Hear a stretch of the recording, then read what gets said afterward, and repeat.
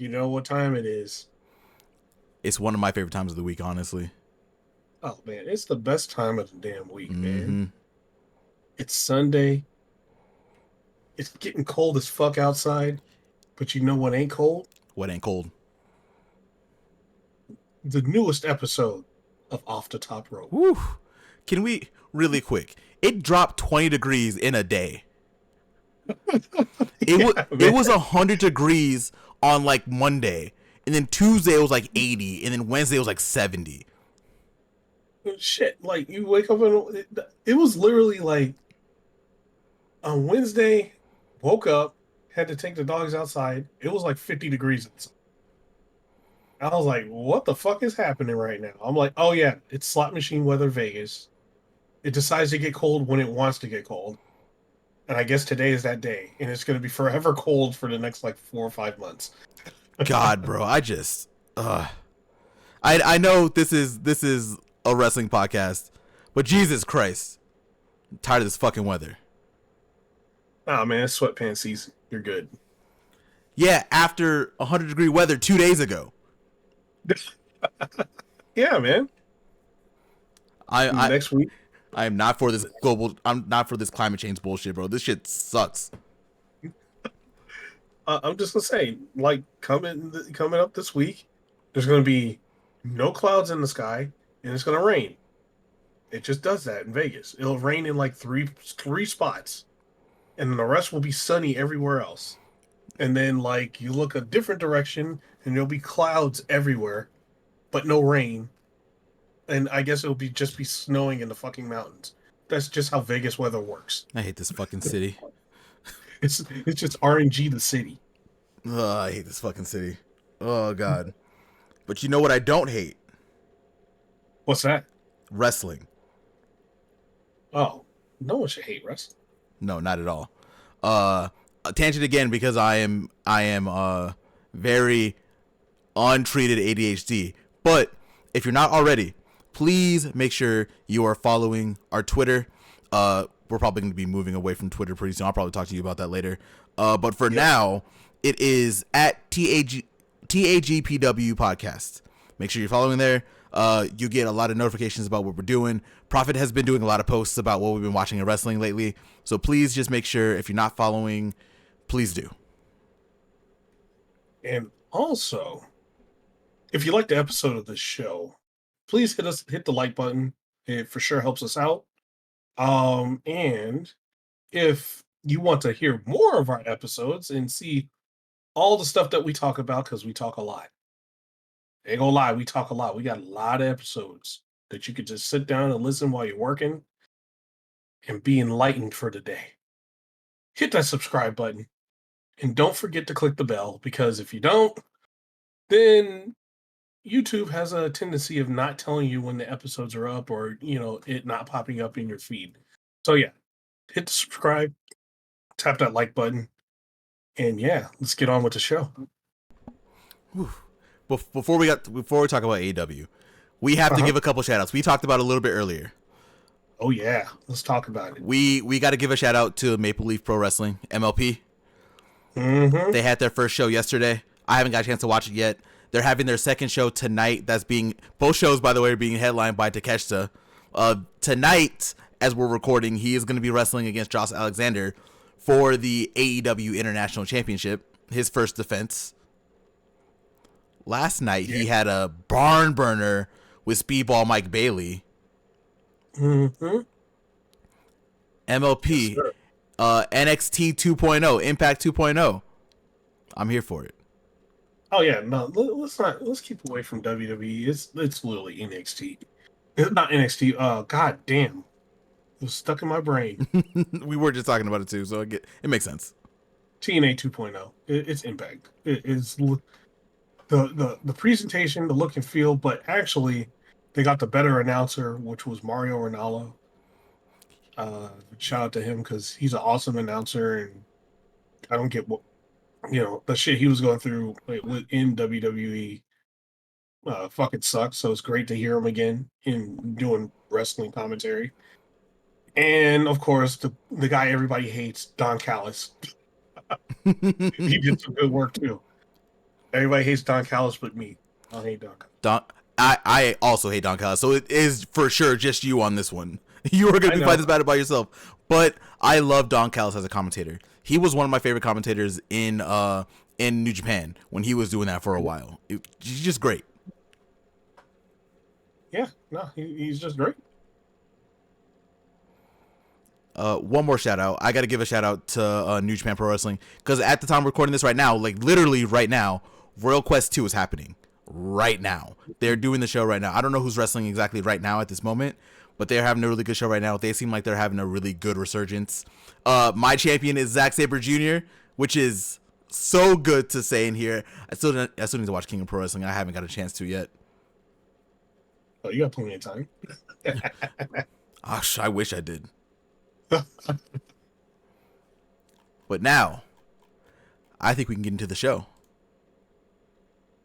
We gotta talk about that Dynamite. Oh yeah, of course. That AEW Dynamite always comes first. Mm-hmm. So let me look at these notes real quick. Yes, sir. Oh, so newest episode of AEW Dynamite. First person to kick off the show. Adam Cole, baby. Glad to see him back. So pretty much, Adam Cole got the mic. Probably talked for about the first 10, 15 minutes of the show. It was this part was very like, it was very promo heavy Mm-hmm. in a way. And it was pretty much him talking. It's pretty much him dismantling the whole, storyline and pretty much like Undisputed Kingdom and all that stuff, right? So, for one, he's pretty much like, yeah, I talked to my guys. I'm like, yeah, I got to do this alone. So, you know, he specifically he talked to Taven and Bennett. Pretty much fuck Wardlow. He's injured. Wardlow doesn't exist. So he's like, yeah, I just talked to my guys, Taven and Bennett and Roddy, and was like, yeah, I got to do this alone. So we pretty much are getting the return of babyface Adam Cole. And he just shits on MJF for like a good like 10 minutes, talking about his hair was a transplant, talking about everything on him is fake. Oof. Pretty much saying he's MJF doing steroids is pretty much what he's saying. Mm-hmm. And then eventually, he gets to the point where he's like, "Yo, I'm sick of talking. Let's duke this out right now." The classic. Let's get a match going. Let's do it right now. MJF's music starts playing, and then no one comes out, and he's pretty much Adam Cole's looking. He did the smartest thing that most people don't do. When MJF's music was playing, he was looking forward, but he was looking in all directions to make sure he didn't come from behind him or anything like that. Something most people don't do when somebody's theme song plays. They just look at the ramp like an idiot, and then the guy comes from behind and beats the shit out of him. Adam Cole was looking behind him and everything. So no one came out, and of course MJF dressed up in his $10,000 suit in a chair and sipping his wine, then proceeded to talk back to Adam Cole. It was pretty much like, yo, when we do the match, I'm gonna beat the shit out of you. You've pretty much scarred me for what you did, and I'm gonna make you pay. And and guess what? I'm not gonna give you that match anytime soon. So yeah, pretty much like, hey, catch you later. Like you ain't getting the match you want, but I'm gonna fucking antagonize you this whole time to where you want this match. Mm-hmm. That's pretty much where this went. At the end of it, Adam Cole talked back a little bit, and then the screen went off, and then his music started playing, and Adam Cole went, started going to the back. Dude was so heated. that one of the camera guys said, "Turn around," when he was walking up the ramp, so he did his Adam Cole thing at the end. So, you know, I can't really complain about the segment. It was decent, right? And like listening and watching it, it was like, okay, this is starting very promo heavy, but as I watched the rest of the show, I found out, you pretty much see the reason why, because the mood changes in like a fucking second, right? Oh yeah, we're gonna be Like, talking about that too for sure. yeah, once we get to it, it changes to a completely different fucking show. Like at that point, it goes from this to serious as fuck in like a second. It's like a snap of a finger, it just goes like that. So, like, literally right after that, Renee talks to Mark Briscoe, and you know, Mark Briscoe is like, "Yo, Chris Jericho keeps having his brother's name in his mouth, so he's like, you know what? We gonna fight again for my title, and let's crank up that violence, crank it up. We're gonna do a ladder war." I'm like, "Ooh, Ring of Honor Jericho's old staple. ass, yeah, Jericho's old ass gonna do a ladder war. All right, I'm interested." So yeah, on Dynamite, they're gonna do it on Dynamite. They ain't waiting for no pay-per-view. We're gonna do it on Dynamite. Yeah, this week.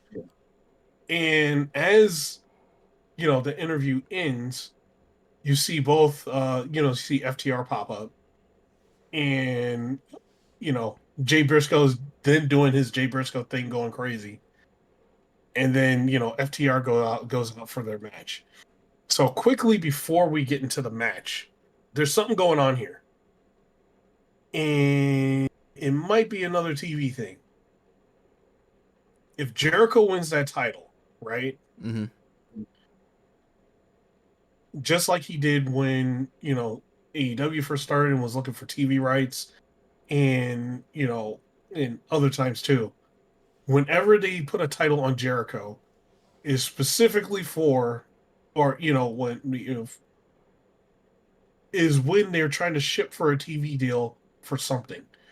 So if he becomes a Ring of Honor champion, just think in the back of your head, they're shipping this to a TV. They're shipping our Ring of Honor to a. They're starting to ship that around to get it on TV, and then most likely he'll lose it after. But yeah, they're Man, shipping that around to get it on TV. That's pretty much my opinion about that. If he wins, that's what's happening. man, you already know my thoughts on that. Do I have to repeat them? I will repeat them if I have to. Oh no, I know your thoughts on it. You hate it. I I know. I will sacrifice Ring of Honor's TV deal to make sure Jericho does not get that Ring of Honor World Championship. I will give Ring of Honor like $5. I'll give them half of my salary, which is literally nothing, to make sure that they don't get a TV deal. And if that means Jericho is not champion and we don't get a TV deal, so be it. I'm on the opposite end of it. Mm-hmm. I'd rather Ring of Honor get a TV deal so that more people can get on TV, because they got this giant roster. A lot of people need to get on TV. We got to give them chances to get on there so they can level up their game and get to the main roster, right? I feel like if they got a TV deal, Ring of Honor becomes its own show. Less Ring of Honor stuff showing up on AEW, unless it's like a one-off, right? Like, we won't have the Ring of Honor champion there every week. We won't have Ring of Honor TV champion there every week.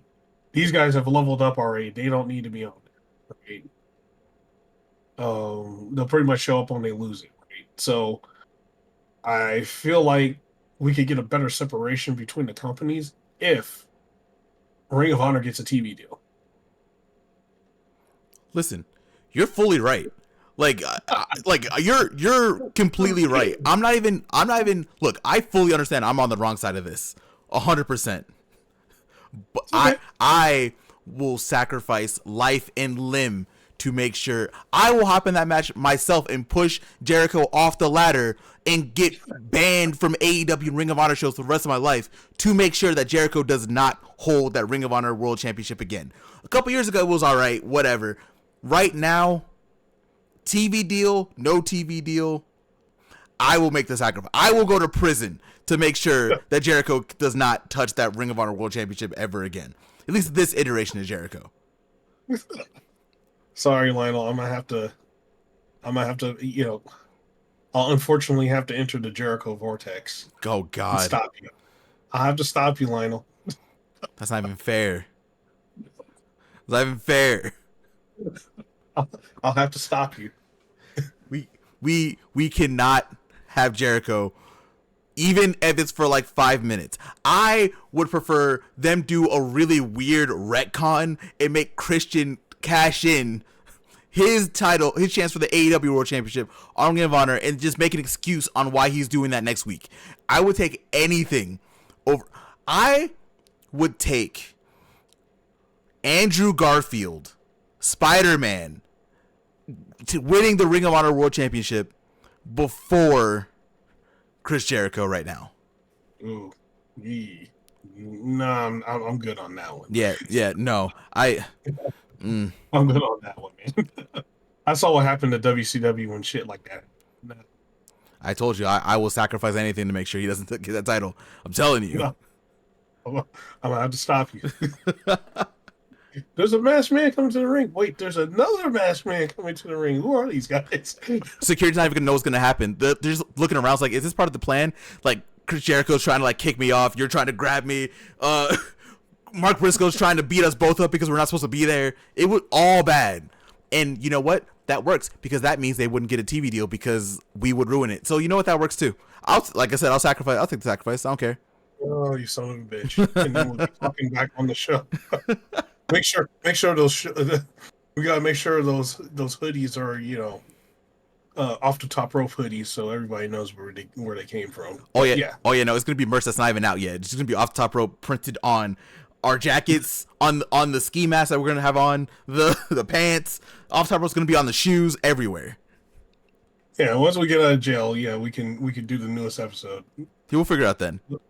We'll do it from jail. That's fine. We're good. Look, I saw there's a guy, I forget what the name of the TikTok account is, but he's doing like TikTok dances in jail. So the internet, they have the phone to be able to hook up to TikTok and everything. So if they can do it, we can do a podcast in jail. Prison is a different story. I'm not sure about prison. I'm pretty sure they wouldn't take us to the same prisons. But jail, we should be all right. God. All because of Chris Jericho. All because of Chris Jericho. But yeah, I do realistically now. I do think there's probably like some kind of deal in the works. You know what I mean? Because we've already seen a lot of Ring of Honor talent on TV already, but it does seem like there's like an even bigger like force of Ring of Honor people on TV lately. Yeah, I do think as much as I like Honor Club, I pay for it. I don't even get to watch it very often as much as I would like, but it would be a good idea for them to have a TV deal, and realistically that would get us from what we were talking about last week, right? It would get us away from having Ring of Honor people on TV all the time, and they'd be able to like break it up a little bit. That's really right now that's what AEW needs. AEW needs to be able to establish that yes, Ring of Honor and AEW are owned by the same company, but they should be able to have champions that are built in Ring of Honor to be able to stay on Ring of Honor.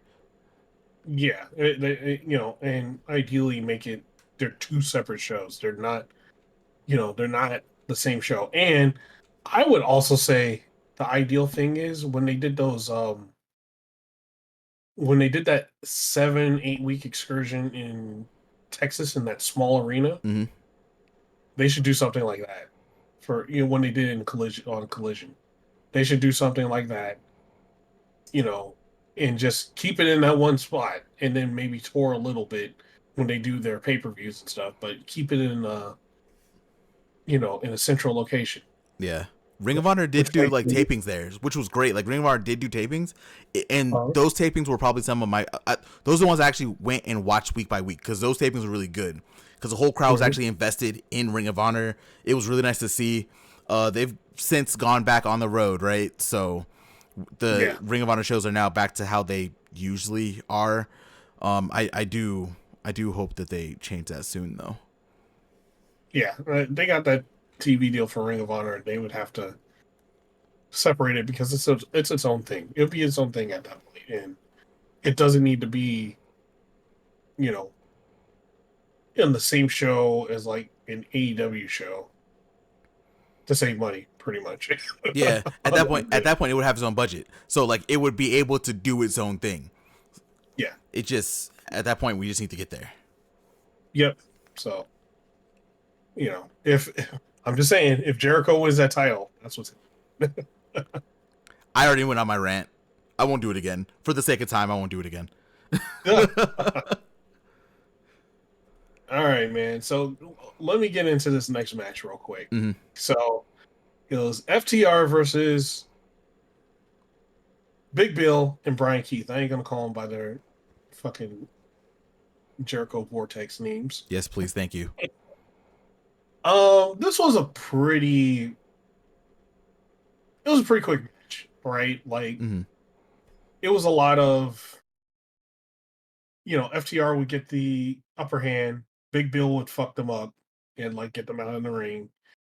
FTR would get in, would gain the upper hand again, and start beating up Brian Keith. Um, and then as they get the upper hand, again, Big Bill would, beat the shit out of both of them.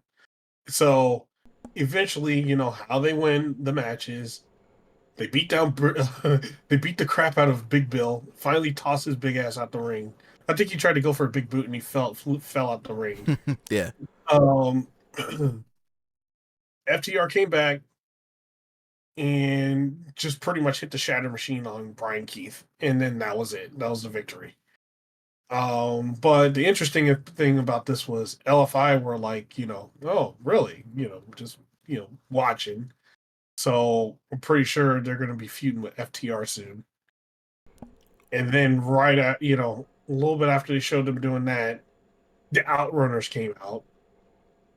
As FTR was celebrating, they had to do the "you son of a bitch" thing and uh do the handshake. Mm-hmm. So yeah, and that was it. That was the very sports entertaining win. Yeah. We I am gonna hold off on my thoughts for this match until we get to a certain point. I'm pretty sure you know what Yeah. point I'm gonna be talking about, but Hmm. we'll come back and circle through honestly most of these segments at that point. Let's see. So right after that, we have Renee talking with the Acclaimed and Daddy Ass, and Daddy Ass, he talked for real quick, and then he's like, he left.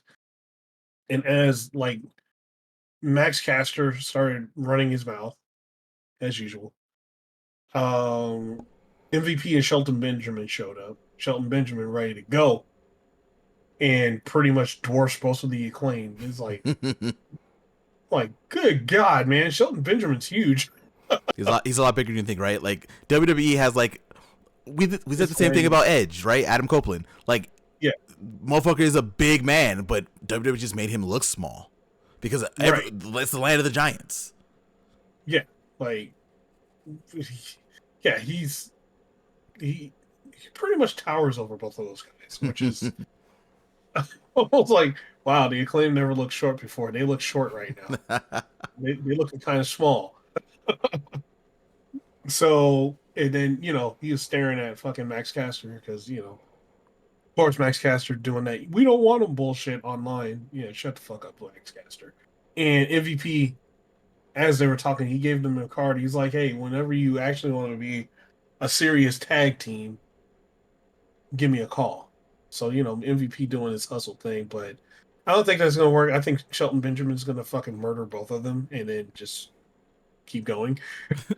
You you want to know something interesting that I noticed when Yeah. So Caster had the card, right? Yeah. Uh, Bowens was like, "Nah, I never do that." Caster put the card in his pocket, by the way. Mm. Yeah, it was very subtle, but I saw it to make sure because I saw Bowens look down and he looked back up. The card was gone. So I rewinded. I was like, "What happened?" Caster put the card in his pocket. Ah. Mm-hmm. Hey, you know, if it breaks up the Acclaim and makes it to where Bowens becomes a singles wrestler, that'd be cool. Yeah. What at this point, whatever we need to do to get Bowens to be a single star, I'm all for. Yeah. Let's see. Okay, so next up is the TBS title match Let's go. with your current reigning defending TBS champion and New Japan Strong Women's Champion, the CEO, Mercedes Moné, with Camille, of course, Mm-hmm. and the Queen, Queen Amana. Mm. I'm just gonna say, man, they went at it. Mm. Like from the start, man. Like Queen Amana, Queen Amanada starts super strong in this match. Like she got that fallaway slam. She fucking headbutted Camille. I was like, man, all these women now are using headbutts. That's actually kind of dope. I love it. I love it so much. It's like it's a move that, like, as simple as a headbutt is, it's a move that, like, you hardly see anymore. You hardly used to see, because, like, for whatever reason, just people just stopped doing it. They did everything else. They never did a headbutt, so it's awesome to see it. Queen Aminata Um, and Mariah May might throw the two best headbutts I think I've ever seen in wrestling. Like other than Shibata actually like literally headbutting people, Queen Aminata yeah. and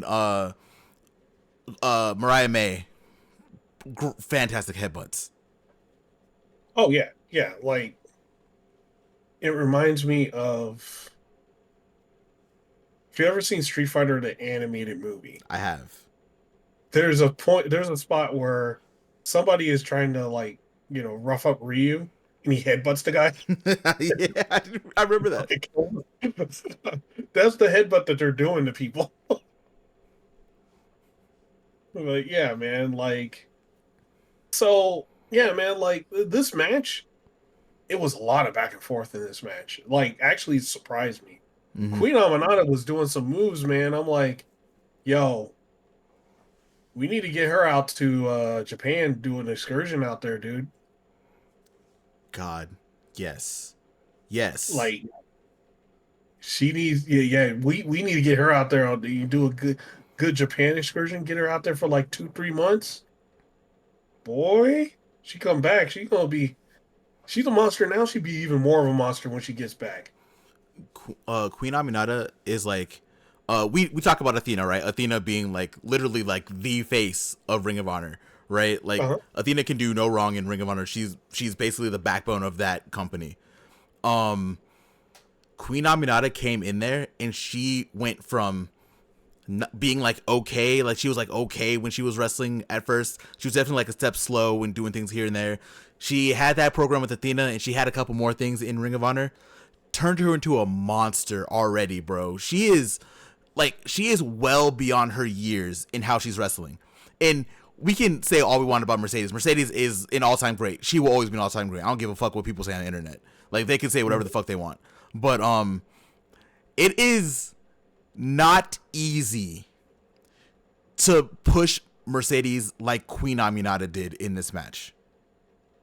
Oh yeah, yeah, Like Mercedes had to wrestle perfectly to win this match. Mercedes had to make no mistakes because Queen Aminata would come up and do whatever she had to do. She neutralized Camille immediately, like you said, and she came in there and she did what she had to do to try to win that match. She didn't win, but she did damn near everything she could to win that match. yeah. And oh man, like that submission she put Mercedes in, I was like, ooh. Bro, I was like, man, it's something you only see in like CMLL or like a New Japan ring. So I was like, oh shit, okay, okay. She's gonna be the standard bearer because we'll do a little bit of a spoiler. She is going to be wrestling Camille on Dynamite this week. Queen Aminata. Ooh, yeah, So Queen Aminata is gonna be Camille's first real test. That's how you know they have like a lot of faith in her because they could have put anyone else with Camille first before she wrestled Chris Statlander in 2 weeks, right? They chose right. Queen Aminata.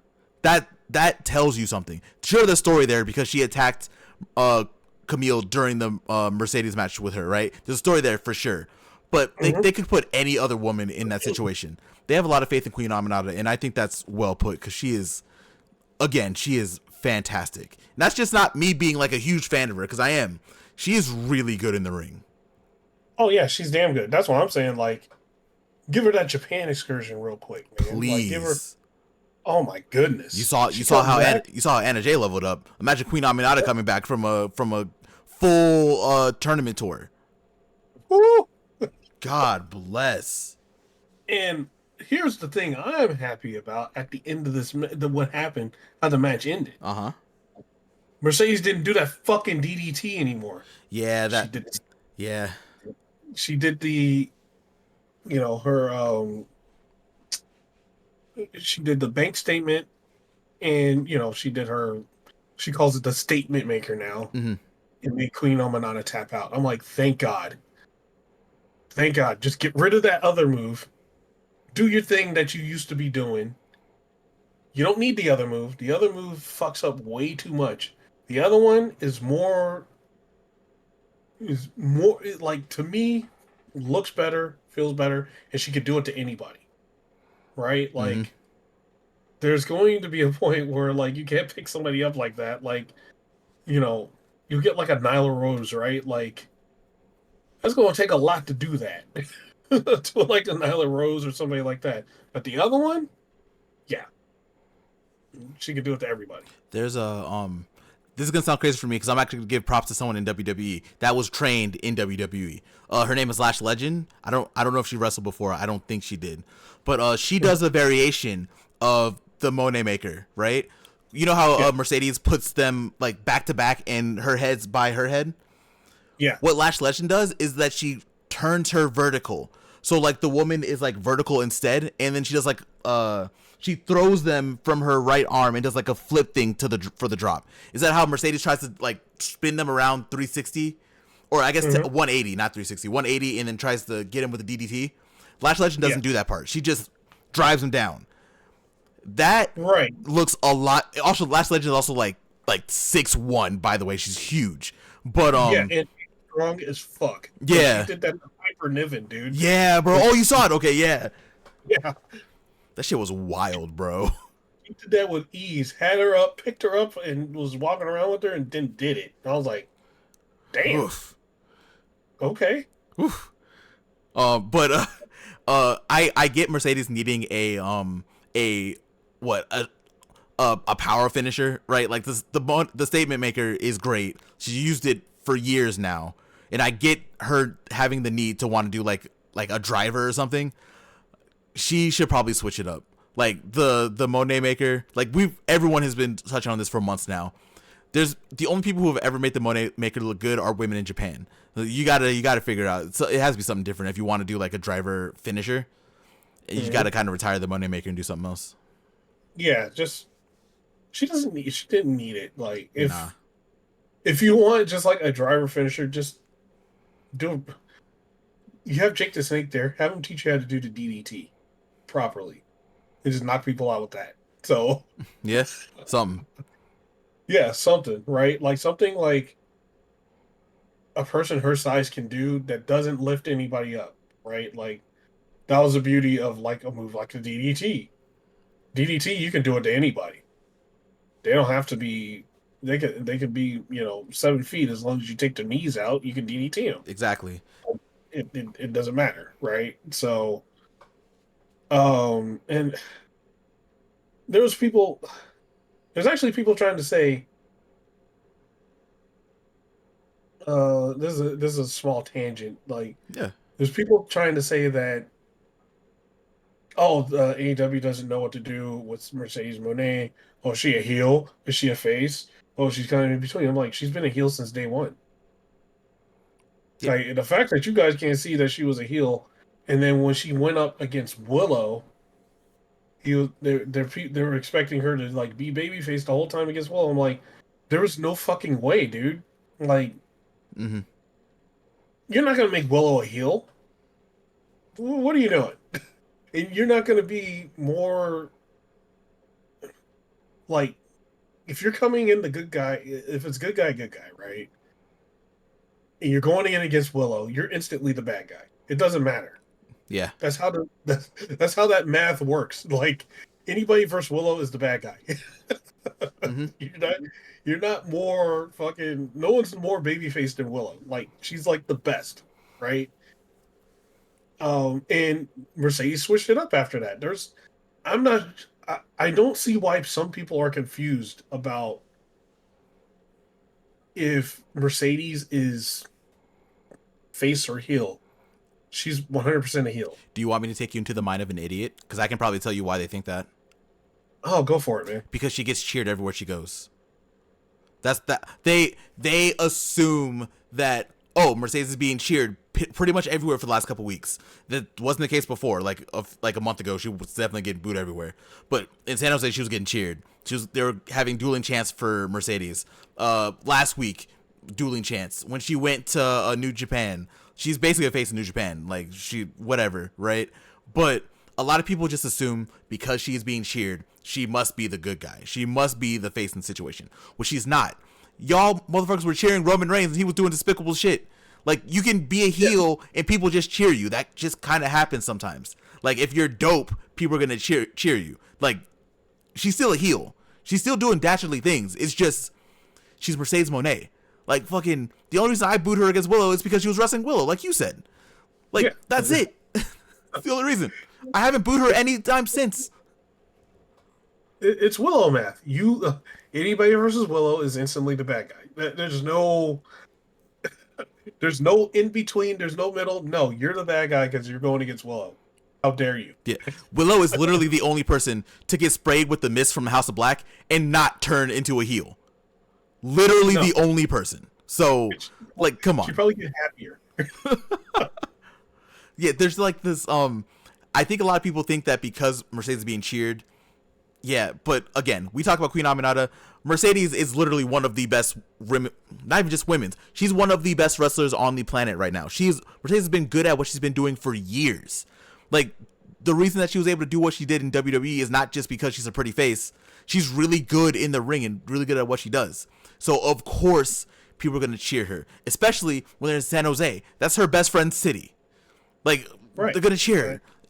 Like, just, y'all need to calm down. She's still the heel. She's still doing dastardly things. It's just, people love her for obvious reasons.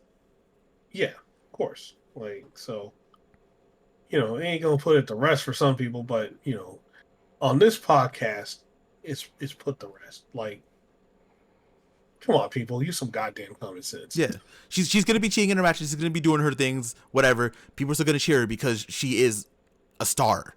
That's just how it goes. Like, I'm sorry if you can't understand that, people, but that's just how it goes. You get to a certain level, people don't care, right? Like, people are still saying the "you suck" thing to Kurt Angle, but obviously Kurt Angle does not suck. Yeah. Right? Look at Okada too. Like, oh, go ahead. Sorry, go ahead.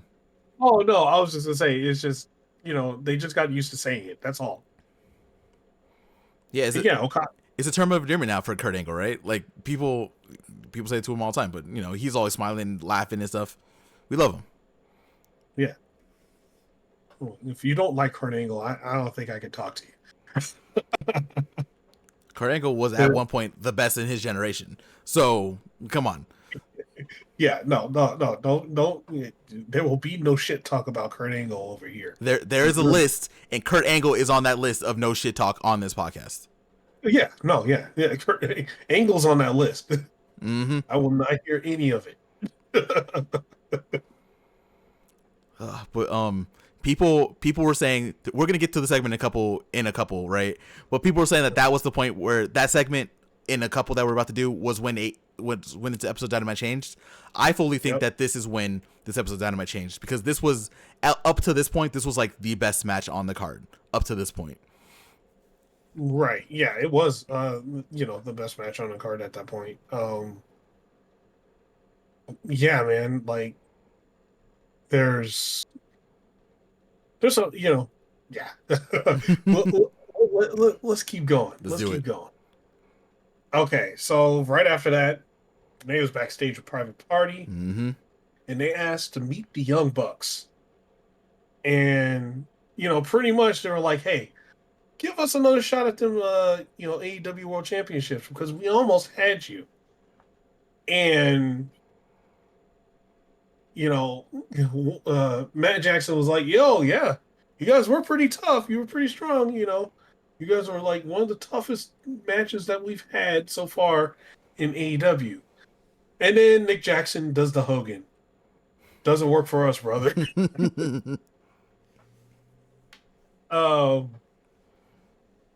And as the Bucks walk away, guess who pops up? Go ahead. The little shit himself, Stokely Hathaway. Ball bitch. And he's like, yo, you guys would have won the first time if you would have had me. He's like, what you probably should be thinking about is if you go against him again and lose, you should probably think about breaking up because it ain't working. And he's like, everybody knows Cassidy is the single star in this group and that he would make it. And then he left. And trying to, shake up the team a little bit. Like he did with Staten Willow, right? Mm-hmm. And so they were just there was a little quick like glance, from Mark Quinn to Isaiah Cassidy, like, yo, what the fuck? And Cassidy was like, yeah, I am the better single star. So, it's kind of like, uh-oh. Oh shit. Nah, they'll be fine. They're gonna be the next tag team champions. They'll be fine. With Stokely Hathaway. No. Every time he pops up, one of them always goes, Isaiah Cassidy specifically is like, you know what? You're kind of right. Oh, we gonna talk about Stokely later. On Collision, so we'll talk about him soon. So the Elite, it goes next to the Elite backstage with Jack Perry because it was Kenny Omega's birthday. They bought Kenny Omega a cake to celebrate this momentous occasion. And, we all know the reason why Kenny Omega was out is because he had diverticulitis. And I think they took like 20 inches of his intestine out. Mm-hmm. So because of that, Jack Perry takes a big thing of fucking pig intestines and all kinds of shit and pours it over the cake. And he's like, yeah, I hope you die. So like, that's a whole lot. That's some time for a segment for a guy that ain't back yet. That's probably coming back soon. We might be seeing Kenny Omega come back sooner rather than later. We've been on Kenny Omega watch now for 3 weeks. I'm just gonna wait for it to happen at this point because I'm not gonna be able to guess when he shows up. I want him to be there though. I'm not trying to guess when he shows up, but they're prepping it, right? Like, there's a lot more hints and things going on showing like, yeah, Kenny Omega's probably coming back soon.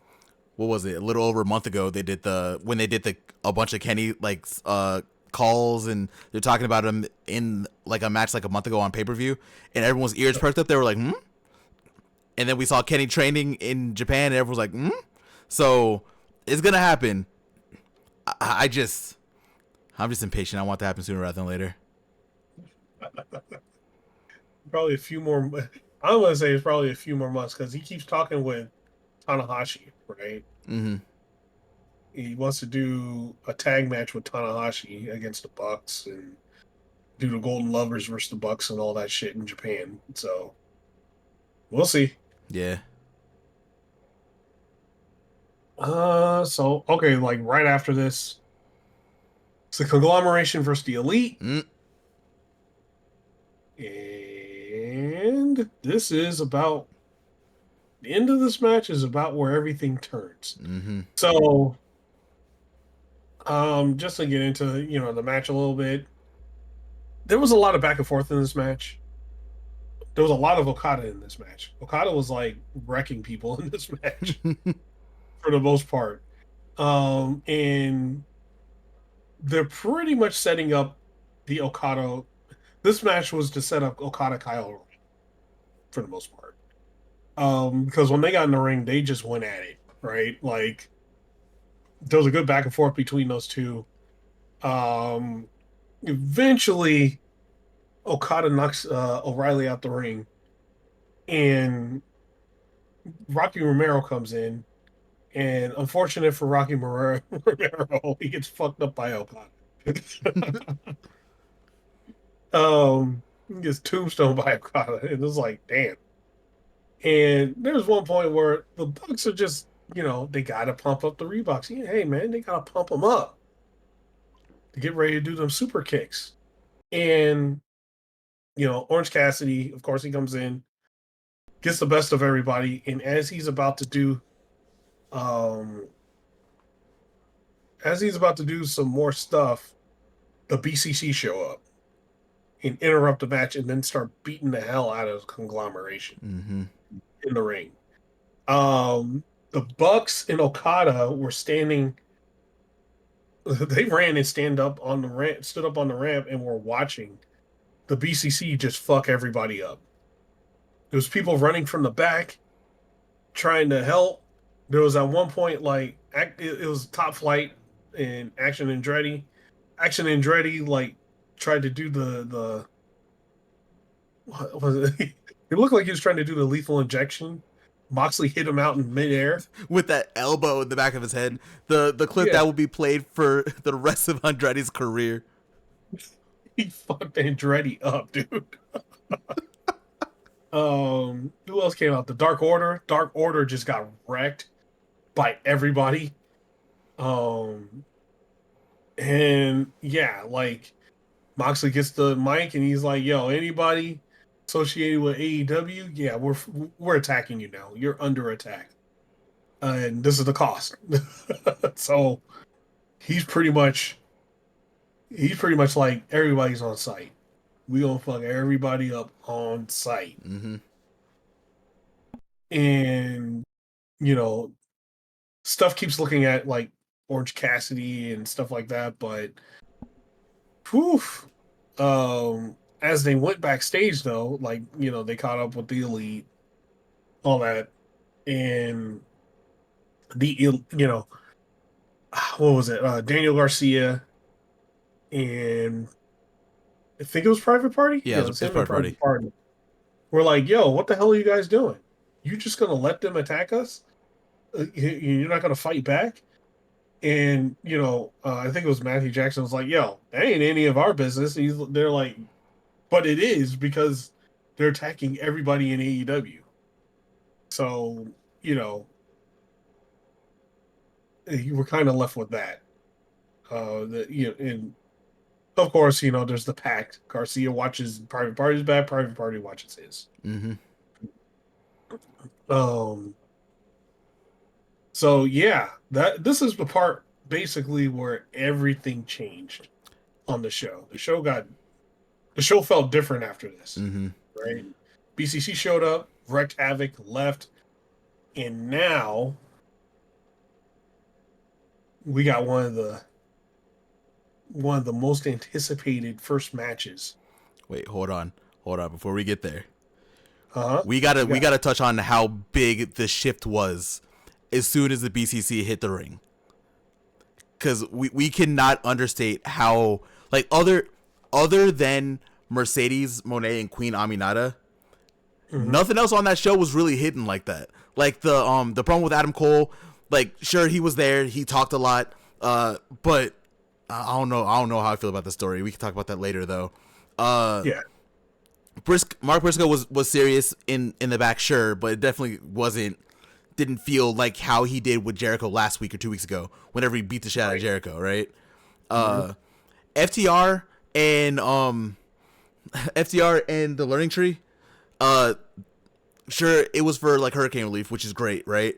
But Outrunners, and I love the Outrunners. They came out, they were being goofy with FTR, also weird. Just a lot of it was weird, and we didn't talk about Moxie's promo at the beginning because for whatever reason AEW doesn't have that on here. But Moxley, before the show even started, explained basically what he was kind of doing and how much he hated what AEW has become, right? Yep. So then for the next 30 minutes, outside of Mercedes and Queen Aminata, it was just people being goofy. If we're going to be honest, like MJF is a cartoon villain. Adam Cole was sitting there talking for like 10 minutes, right? The Learning Tree are cartoon villains. The Elite are cartoon villains. And then once the BCC hit, like you said, the rest of the show got very serious. Like there was no more haha as soon as the BCC hit, which is crazy. Like it was such a dramatic shift in tone that it was just wild. It was like I got whiplash watching it because the rest of the show definitely did not feel the same way as the first like 35 minutes did. Again, outside of Queen Aminata and Mercedes Moné. Right. And I think that was on purpose. Yeah. Oh, for sure was. I think it was it was on purpose, right? Like because you wouldn't be able to do any of this stuff in the beginning, like the Outrunners and FTR and the Jericho, the Learning Tree and you wouldn't be able to do any of that after this. Like it wouldn't have made sense. Like it's like, wait, you guys just got attacked and you're fucking happy? What's going on? It's the contrast of what Moxley was talking about, right? Mm-hmm. So you guys are like complacent, not taking it seriously, all this haha happy stuff. But we're here to break that shit up. No, get out of here with that. Also, nobody really talked about Danielson before that point either. Like that Uh-huh. was also like very calculated. Like even on commentary, they kind of mentioned Danielson like once before, but then like I said, all the funny haha stuff was happening before, and it felt really like disjointed. Again, like you said, it was definitely on purpose, right? Like that's how they built the show, but it was just whiplashy, bro. And if this is a fight for AEW's future, fuck it, I'm on Moxley's side. like the reason that we went to AEW, the reason why a lot of people watch AEW is because they didn't want a lot of the funny haha. Like a lot of us who started with AEW at the beginning, we came from New Japan. New Japan, yes, does have funny haha for sure. They even did back then. Like no one's saying that they didn't, but when them wrestling boots got on, and we knew that some shit was gonna go down, New Japan had and has some of the greatest, best professional wrestling in the world. And if Moxley's trying to get that, I'm on Moxley's side. Moxley has done nothing wrong in my book. I'll take a sacrifice to Danielson to get AEW back to being serious. I'm down with that. Whatever. Yeah, and I feel like that's part of his mission, but there's always that other side of it that we don't know about, which I'm interested to see Moxley do. But yeah, man, like it totally like that one part right here just totally shifted the show to a different direction. And yeah, even starting with the next match, it was a totally different type of match than like the first few. Yep. Speaking of the next match, we have Shelton Benjamin with MVP going against Lio Rush. Oh my god. This is probably my match of the night, Poor Lio and Rush. I'm completely fucking biased because I love Shelton Benjamin. Poor Lio Rush, man. Lord have Leo, mercy.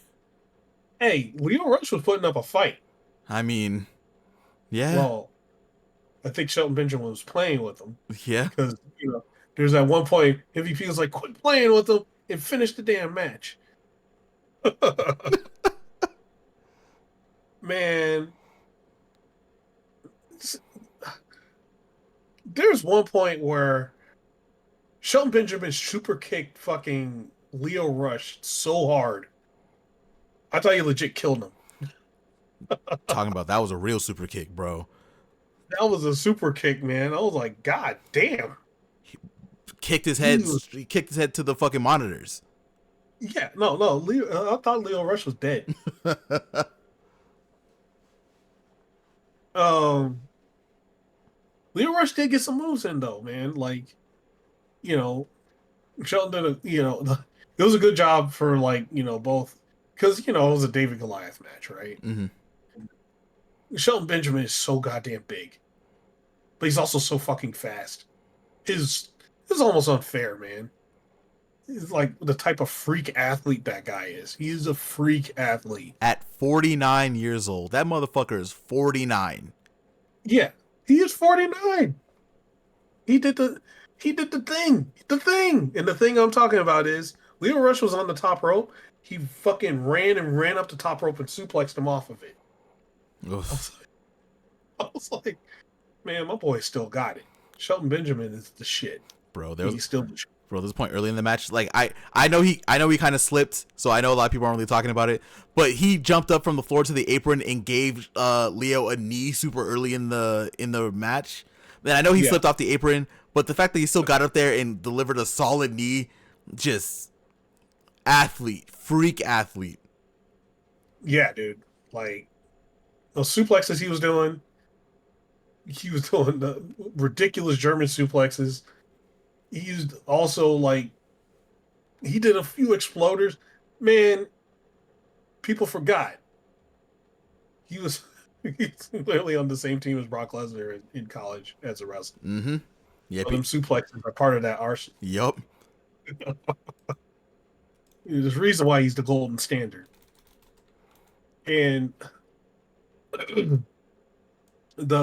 so this match ended with Shelton Benjamin doing the exploder. I forgot what it was called, but it's the exploder suplex that turns into a power slam. Yeah, I don't remember the name either, but I'm with you. Yeah, but you saw all the Shelton Benjamin things. He can still do the dragon whip, which is that, pretty much the move he invented that everybody else stole. Yep. Where he does the, like he's on the kick, somebody catches his foot, swings his foot around, and he whips his foot around and kicks him in the back of the head. He still did that. Man, he didn't look like he lost anything. He got a little tired there. He got a little, looked like he got a little tired, but that's probably because he got blown up going to the ring. Because he didn't expect the crowd to be that hyped for Shelton Benjamin, but they are. Yeah, just like me. Yeah, bro, fuck that. Shelton Benjamin's a goddamn legend. Like, if Shelton Benjamin at this point does not understand how much he has done for wrestling and for black wrestlers, we will be the ones to say it. Like, Shelton Benjamin, he broke barriers in WWE in the early 2000s. And we don't talk about it enough, but Shelton is that guy. That is why he will always forever have respect of the audience. That's why when he showed up in the backstage segment, and that was the loudest pop of the night a couple weeks ago when he debuted in the 5-year anniversary. Right. Shelton, if you don't know how great you are and you don't know how you're respected, please understand that now. Please. Yeah, like you did. Like there's moments, right? Like of his greatness not being outshined, right? Like, his matches with back in the day with HBK when they had that I think it was like a ladder match or something like that. Mm-hmm. There's just moments that show, black wrestlers can keep up too. We're just as damn good. Oh man, I can gush on Shelton Benjamin a little bit more. You know what? Fuck it. I think I will. It's our show. Go for it, damn it. This motherfucker. Not only was he jumping around and was he still able to fly and doing that kind of shit. You talked about his super kick, but that wasn't the only strike that Shelton Benjamin was fucking striking, bro. Shelton was lighting Leo the fuck up with like elbows and the super kick that you talked about earlier. That was 2014. Shelton X Benjamin, bro. That was New Japan Shelton Benjamin. Yeah. Shelton Yeah. X Benjamin, the one who Yep. was in the G1 and doing crazy shit, and in Noah doing crazy shit. Yep. Criminally, like, I don't even like using this term for a lot of people, but I feel like now that people saw him with Leo Rush, people understand that he was criminally underrated in his later parts of his life in WWE. The fact that this motherfucker was never WWE champion is insane. It's a fucking crime. It is. But we know why. We already know why. Yeah, we know why. We've talked about it numerous times about how WWE values a black wrestler versus anyone else.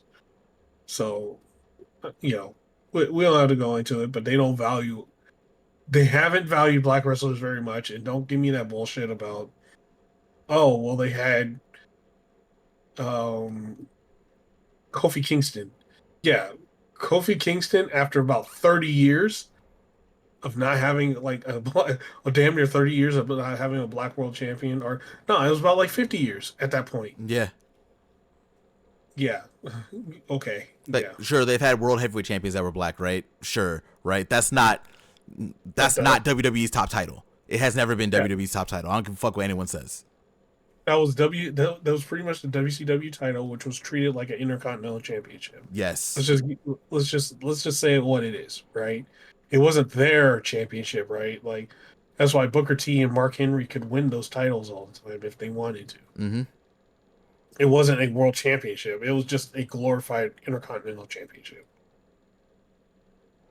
Because if those two titles, whenever those like the WWE champion went against the world heavyweight champion, the WWE champion would damn near every time always win. They would always win. Damn near every time. Right? Like there might have been like one or two instances where they did. And then it was broken up by a disqualification or some shit. But it was like, yeah, no, like that wasn't their title.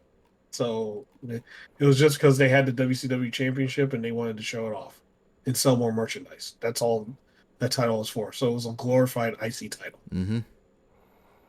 And we don't even get like we already talked about. I think we talked about it. Well, Shelton's going to be wrestling against Swerve in 2 weeks. Yes. Shelton also has a match this week on Dynamite. He's going to be wrestling Sammy Guevara. So Sammy's about to get the Leo Rush treatment on this week's episode of Dynamite. Yeah, he's going to get thrown so hard it's going to be a car crash like he did. Leo Rush flew outside the ring, dude. Oh, yeah, when he Irish ripped him. Oh, my God. Oh, my God.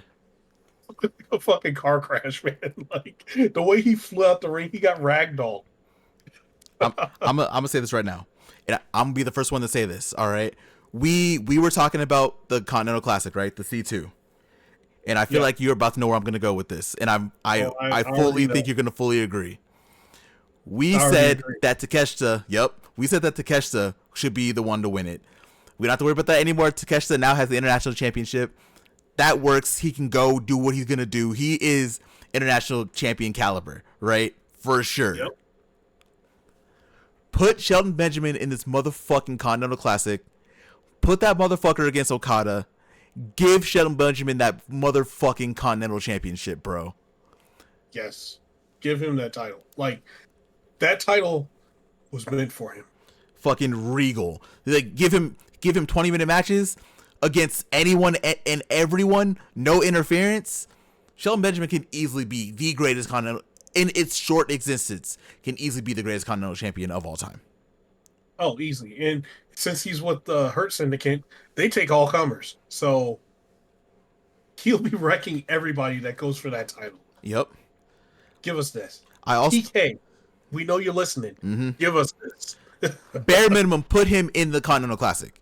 Bare minimum. There is no reason that Shelton Benjamin shouldn't. Unless he is contending for the world title in December, there is no reason why Shelton Benjamin should not be in the Continental Classic.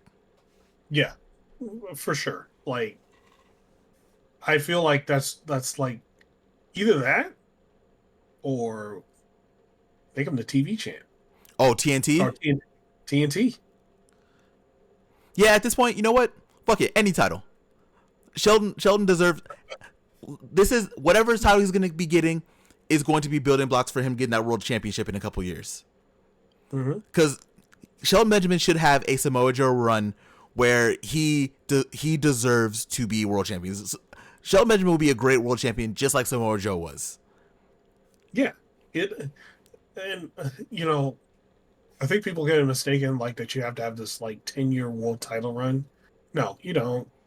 As long as you can have a short and effective run. Samoa Joe had one of those. It was a great run. He had like what 3 defenses? It was great. And they were all serious though, right? Like Samoa Joe came to the ring, you knew what was going to happen. He was going to wreck your shit. Beat the shit out of Hook. He was going to wreck everybody. Like it didn't matter. Like it was serious. Samoa Joe came to the ring. He put some legitimacy back on that title. Like world champion shows up, you don't want no piece of that. That guy's dangerous.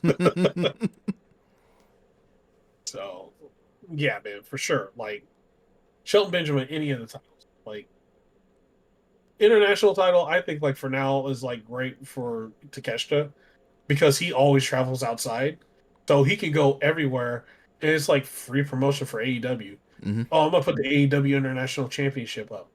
Oh, hey, AEW's over here. AEW's over there. Yeah. And he's been pretty much representing AEW in like, every place he's gone so far. Why not have a championship with it? Mm-hmm. So I think he's perfect for that. And yeah, I think Shelton Benjamin should either be the TNT champion or the Continental champion because we know the big boy hasn't even showed up yet, but we know where he goes. When Bobby Lashley shows up, shit's gonna get real. he gonna have that first program with Swerve. They gonna do their thing, and then Bobby Lashley's gonna be free to do whatever he wants after that. And you can easily have that title run that we just talked about. That Samoa Joe had a short, effective title run. You can easily have that with Bobby Lashley because it's like if he goes back to being the destroyer Bobby Lashley from TNA, yeah, God help you guys. We have so now all Hurt Syndicate needs is a tag team because we have Shelton Benjamin and Bobby Lashley who both can contend for any singles title that they want. Although I'm not gonna lie, I would be interested to see Bobby Lashley be international champion with how international championship works and who's in that division. But Shelton and Bobby can win any title that they want, no matter what, right? Yep. They need a tag team. Yeah. Gates of Agony. Come on. At this point, right? It works. I'm going to say it every fucking time. Gates of Agony. Come on. It works. And they can run roughshod over AEW. Her Syndicate easily. Easily, yeah. But that's all I had.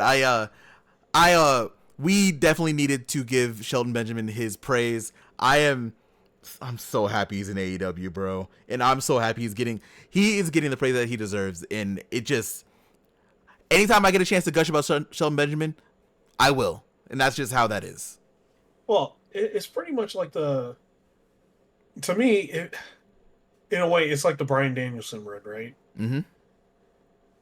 Bryan Danielson didn't really, he got a little bit of his flowers in WWE, right? But he didn't really get his shit until AEW. Yeah. I feel Shelton Benjamin is going to be the same way.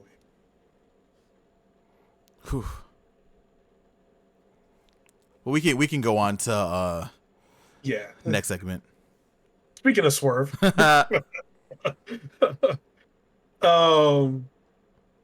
so pretty much we got Renee was everywhere this Dynamite. Yeah, she was like running across the whole damn building. She caught up with Swerve, and pretty much Swerve was like, hey, you guys want to be the big dogs here? He came after me. He's like, you know what? I don't blame you. I would have did the same thing. But you come in as somebody that's known as the most dangerous man in AEW. sort of danger might have just followed you very closely with Shelton Benjamin. Oh But yeah. he's like, if you're coming at me, don't fail. It's pretty much don't fuck up. And he did a, as at towards the end of the promo because he's like, hey, whose house? You heard the whole crowd do Swerve's house, which was dope as hell. Mm-hmm.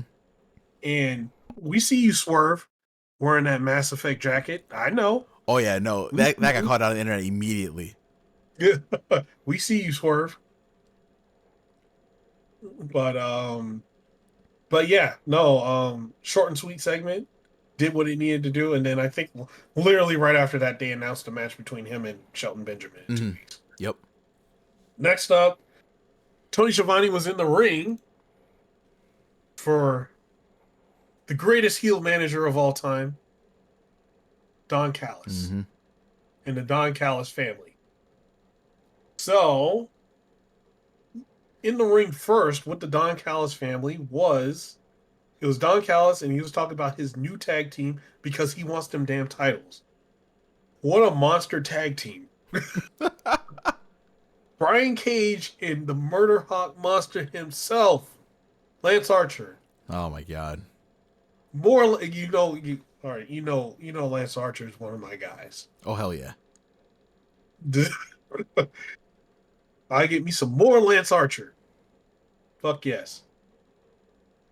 Brian Cage, cool. Lance Archer, hell yeah.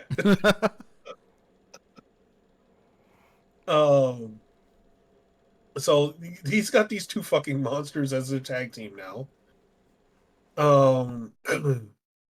And then he called down Takeshita and the Proto Star, Kyle Fletcher. Pretty much, Takeshita comes on the mic and does his promo in two languages. He did it in Japanese first, then he did it in English. And he's like, "Hey, anybody want a shot at this international championship? Come get it, because I'm gonna defend it against anybody and everybody, anywhere, everywhere." And like he's doing right now in Maple Leaf Pro Wrestling, he's doing the damn thing. Mm-hmm. Kyle Fletcher, I didn't realize how much of a fucking giant this guy is. Standing next to Lance Archer, looking damn near as tall as Lance Archer. Mm-hmm. I was like, holy shit, that guy is really tall. He pretty much, got on the mic and was like, hey, you guys want to know why I turned on Will Ospreay? Well, he's like, well, that's the problem. You guys are always focused about Will Ospreay, and you guys don't care about you pretty much don't care about me. So I ain't gonna tell you shit. Pretty much what he said. I ain't telling you nothing. And right after that, pro ends, they go to go to the next part. But any thoughts on that? I like this new and improved Don Callis family. Uh-huh. Also, this means that there's a free space taken, because who else was in Don Callis family who's been tweeting lately but hasn't been on TV? Yes, sir. Big Hobbs, Powerhouse Hobbs. House Hobbs. If he's not in And Don Callis family, oh, go ahead, sorry. oh no, I know where you're going. Keep going. Keep going. I know where If you're going. if he gonna be out of the Don Callis family, hopefully mutually. I don't think they need to have any kind of like beef, right? I think we might have one half of that tag team that we were just talking about for the Hurt Syndicate. Yes, sir. If they can't get Gates of Agony, Gates of Agony is busy. They have stuff to do also. Mm-hmm. If they can't get the Gates, grab Powerhouse Hobbs, grab somebody else, go ahead and make the run. Funny thing, I forgot to mention at the end of the match between Shelton Benjamin and Leo Rush, um, what's the name? MVP put his card, gave Leo Rush his card, pretty much put it down. Oh yeah, that's right. Put it in his That's pocket. right. And then there was, Leo Rush was tweeting out him looking at the card. We may have that tag team right there. It could be Powerhouse Hobbs and Leo Rush. Listen, we are at that point right now where all the Top Flight is probably going to be splitting up pretty soon, right? Yeah, So, they might be pretty done. yeah, Leo being in the Her Syndicate ain't bad, but they've been handing out them cards to everybody. Mercedes got one. Max Caster put it in his pocket when they got one. Him and the Claim got one. They handed them out. Like MVP's doing business. Yeah, he's hustling. Yeah. So we don't know who, but hey, we know Powerhouse Hobbs is going to get a card the second he shows up. Oh, for sure. So yeah, man, it's looking great. But so like after the Don Callis family thing happened, there was a bunch of Renee running backstage to everybody. Yeah, pretty much. She had like She two caught back up. to back. Yeah, she caught up with Mariah May. Mariah May was pretty much, hey, where's my competition at? And she's like, bring me someone from anywhere, Japan, Mexico, anywhere. And she's like, hey, if AEW is where the best wrestle, bring me the best wrestlers. I'm gonna take them all down. I was like, ooh, She okay. she called that locker room cowards. Yeah, she called them all a bitch. Yeah. um, and of course, like a little bit after that, well, during that, Anna Jay was, jumped in, and they got a little thing. Anna Jay slapped Christopher Daniels, and she slapped the fuck out of him. Oh yeah. He got hit hard. He got blasted. And then Renee, being the awesome reporter that she is, the best backstage reporter ever, caught up with Ricochet. And Ricochet is pretty much saying, yo, I don't give a fuck what Don Callis has to say. I'll take out the whole Don Callis family to get to Takeshita. He's like, Takeshita, you're going to see me for that title. I'm going to get that title from you. Mm-hmm. So I'm on a mission now. I'm on a mission to beat everybody to get that title. He's like, by the way, I'm going to be on Collision. Anybody wants some, come get it. Because I got some ass to kick. Mm. I'm like, all right, okay, Ricochet. This is more personality from you than we've seen the whole time you're in fucking WWE. Oh, bro, it gets better on Collision, by the way, too. Yeah, like I like this Ricochet. This feels like Ricochet finally coming into his own. There's no stop and go shit from WWE. There's nobody writing the stuff for him. He can actually be himself now, and he's being himself, and it's great. You can feel it. Mm-hmm. So now we get to the main event. The Bang Bang Gang, Switchblade Jay White versus Christian Cage. And of course, he has Mother Wayne and Nick Wayne with him, and Jay White has Juice Robinson and Colton Gunn. Mm-hmm. This was okay. Yeah. I'll start this. It was interesting, and there was a lot of misfires that happened during this match. Yeah. Like, yeah, Jay White. Pretty much, it was Jay White like running Christian Cage through the paces, man. Like most of this match, Jay White was going in on him. Christian Cage kept up, but man, Jay White with his smooth transitions and being, a beast was almost too much for Christian Cage, man. Mm-hmm. Christian's hair was all out of whack. The turtleneck was looking funky. Come on, man. He looked like he was in the war, and it was only like 5 minutes in. Um, so Kip Sabian kind of fucked up the tells twice. Yeah. Well, for one time, like so when he fucked up, it made Hangman pop out early, right? So Kip Sabian jumped up on the apron, And Christian had to tell him, "Yo, dude, it ain't time yet." And there was this awkward moment where Kip Sabian jumped off the apron because Hangman came out from the bottom of the ring and jumped up because the tell was Kip Sabian jumps up, he distracts the ref and Christian Cage, and no, he distracts the ref, and then Hangman pops up and then goes for the, you know, preps to do the buckshot lariat, right? Mm. So the first time that happens, everybody pops up, and then Christian's like, "No, it ain't time yet." And then so Kip Sabian runs out and jumps back and goes sits back in his chair. Hangman's like, "Oh fuck, what the hell do I do?" So Hangman jumps down and lays down on the ground, similar to what Christian did like a while ago. against against Jay White. Jay White was in both those matches too, by the way, which is funny. Yeah. So um Hangman's laying down as they're doing the match. He's just laying there. And eventually the correct end happens and Switchblade is about to hit Switchblade is about to hit his move, the Blade Runner.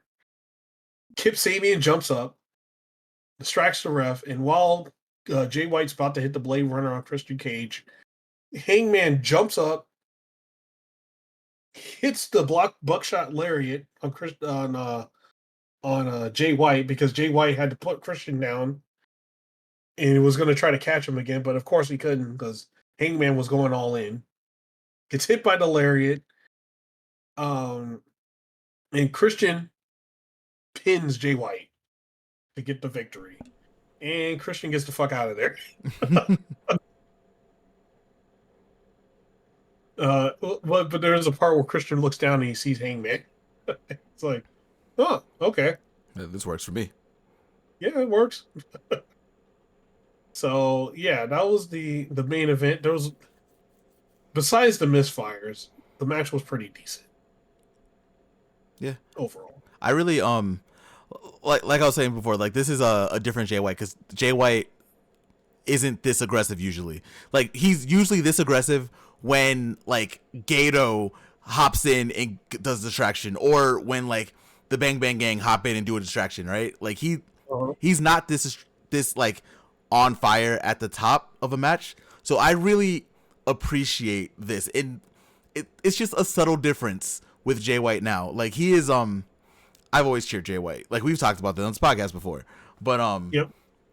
he's he can do some good things. I don't think anyone could ever take him seriously as a babyface though. I think we talked about last week too. Like no one can really take him seriously as a babyface because he's just shit eating heel for all of his life. But Oh yeah.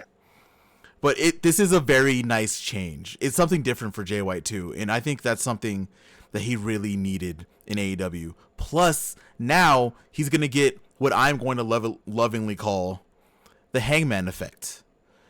Mm-hmm. Hangman is he's the main character for a reason. He is able to elevate anyone that he's in there with. Yep.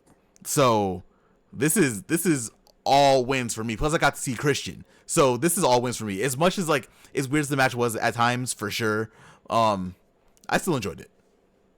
Yeah. No, the match was still good. There was the obvious weird thing with the Kip Sabian like coming up early, or maybe that was planned.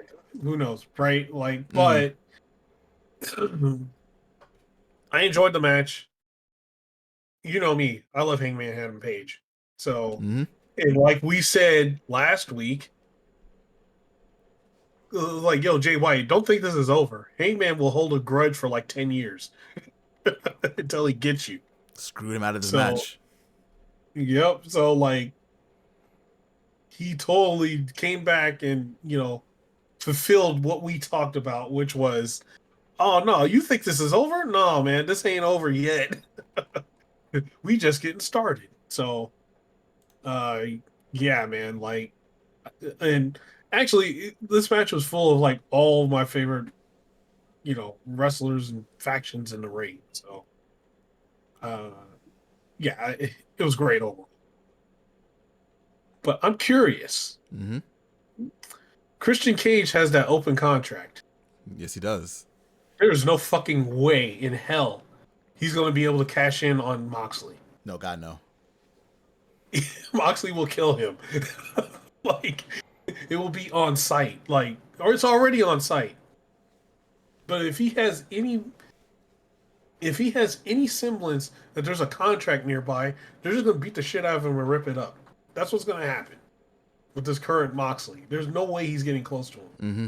But he probably will get close to him. So I'm curious to how it will happen. I have I saw this theory, and I actually really like this theory. This is one of the few online that I saw that I really actually enjoy. Right? Oh, yeah? It's the, I'm gonna use his WWE name because this is where it was. It's the Daniel Bryan story, right? Uh-huh. Again, I'm gonna keep on using WWE name for this one because this is just where the story was. Daniel Bryan was wrestling against John Cena at SummerSlam. They had this whole back and forth beef, right? They did their thing. Daniel Bryan wins the WWE Championship. Everyone's excited. Everyone's cheering. Everyone's happy. Then Randy Orton comes out. Randy Orton cashes in his briefcase, steals the title from Daniel Bryan, and then it becomes a whole arc to get that title back. I feel like, and this is what the theory said, which is why I kind of agree with him, which is why I said this part. I feel that's going to happen here. Like, Christian ain't going to touch Moxley with that contract. He would be very stupid if he tried to do that, because that would be the full force of Moxley being on him, right? For sure.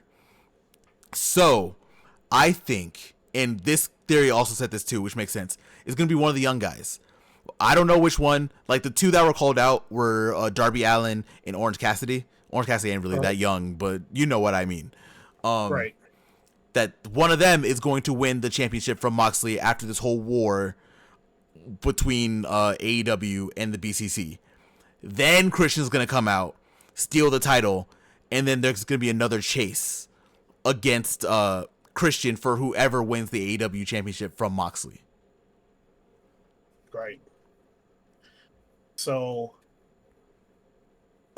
there was a thing that I was talking about before the change to, like, how, you know, when Moxley came in with, you know, the new heel, you know, Moxley that came in. Mm-hmm. It was supposed to be Darby Allin that retired Bryan Danielson. Oh, I didn't know that. Yeah, I didn't. Okay, I never heard that. So they changed it up. They were like, "Oh, this new Moxley thing is really good, so we're gonna change it up." Which is why Darby Allin was getting all those, like, different types of matches.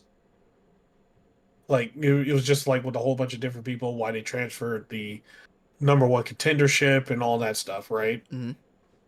Originally, it was supposed to be Darby Allin, from what they're saying. That does make And sense, then though. as you're looking, you look back at it, it's like, oh yeah, that totally makes sense. That it's probably going to be him. So probably the person in that spot that gets the title and loses it is Darby, because the whole story starts with Darby Allin and Jon Moxley.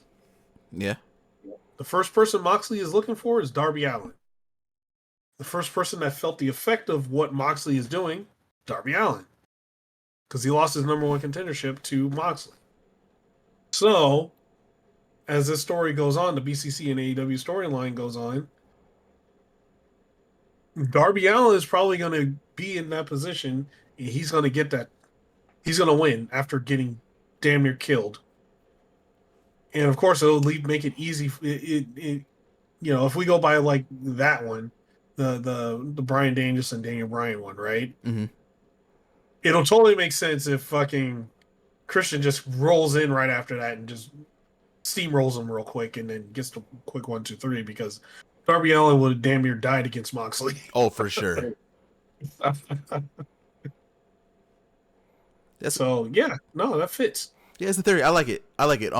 It's definitely I do enjoy it. Plus, it would be interesting because I definitely don't think that it should be like someone already like super established to beat Moxley, right? It just makes sense for it to be someone younger.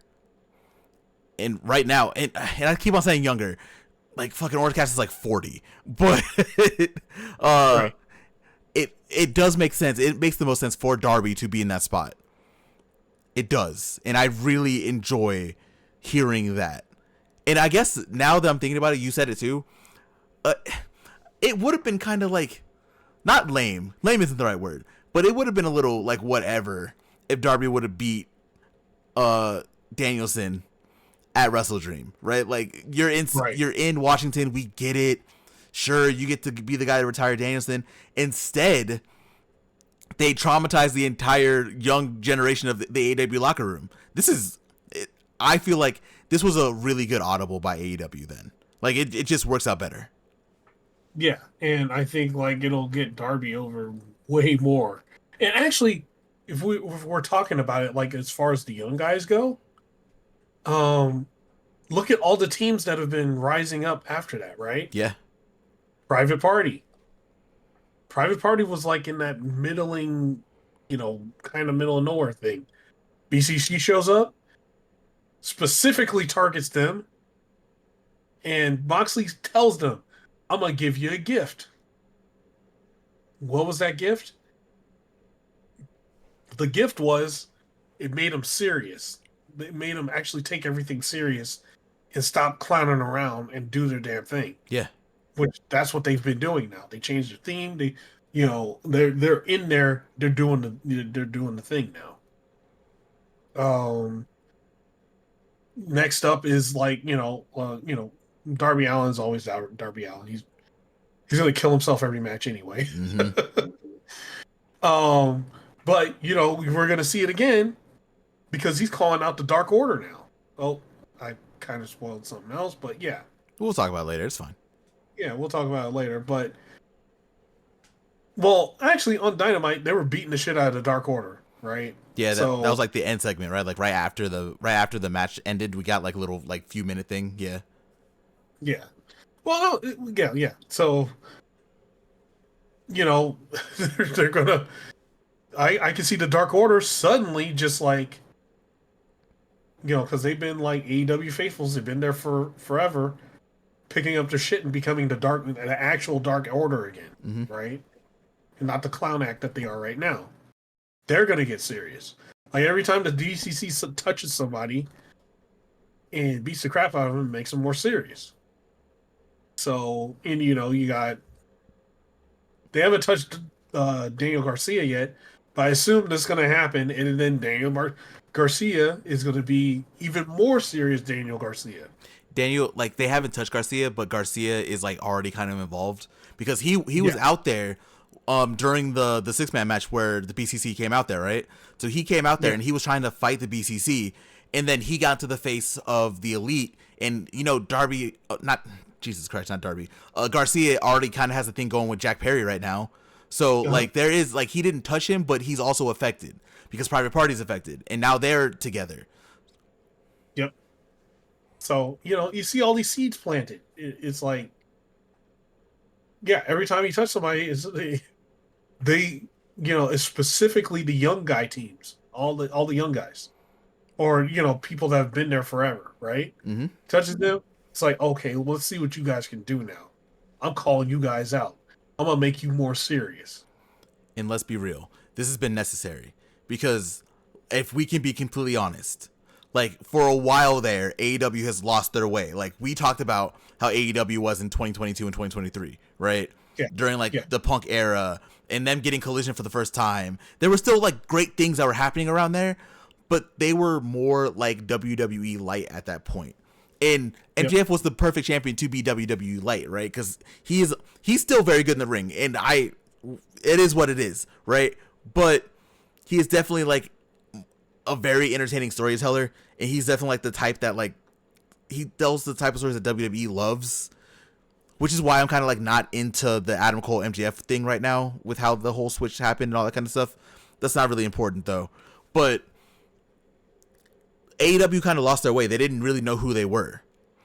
Now we're about almost a year removed from that title, from MJF holding the title, and they still can be kind of goofy. We've seen it a lot, right? Like one of my favorite teams is Outrunners. They're very goofy. MXM is very goofy. Like there are a lot of goofy teams out there, and there are a lot of goofy people out there, right? But This is what AEW needed. AEW needed like a core, like the young core to focus. They needed more serious talent, which is why it's really good that they're doing what they're doing. Because right now, you already named them all: Dark Order, Garcia, Private Party, and low key to a point, Orange Cassidy pretty soon, because we're gonna be talking about him soon. Like they're all being built up right now to be a lot more serious, and that's something that was really needed. Yeah. And actually, here's the funny thing. Like, you mentioned MXM. That's perfect. Because MXM is an example of a team. Yeah, like, what they do, like, their act. Not even really their act. But, like, it's just like, their mannerisms and shit like that is kind of goofy, right? Mm-hmm. But when those motherfuckers get serious, Oh, they can flip that switch, yeah. they flip the switch. Whereas, like, Outrunners is kind of like, you see what you get, right? Like, they're just the 80s knockoff. They're the goofy team all the time. They're goofy all the time.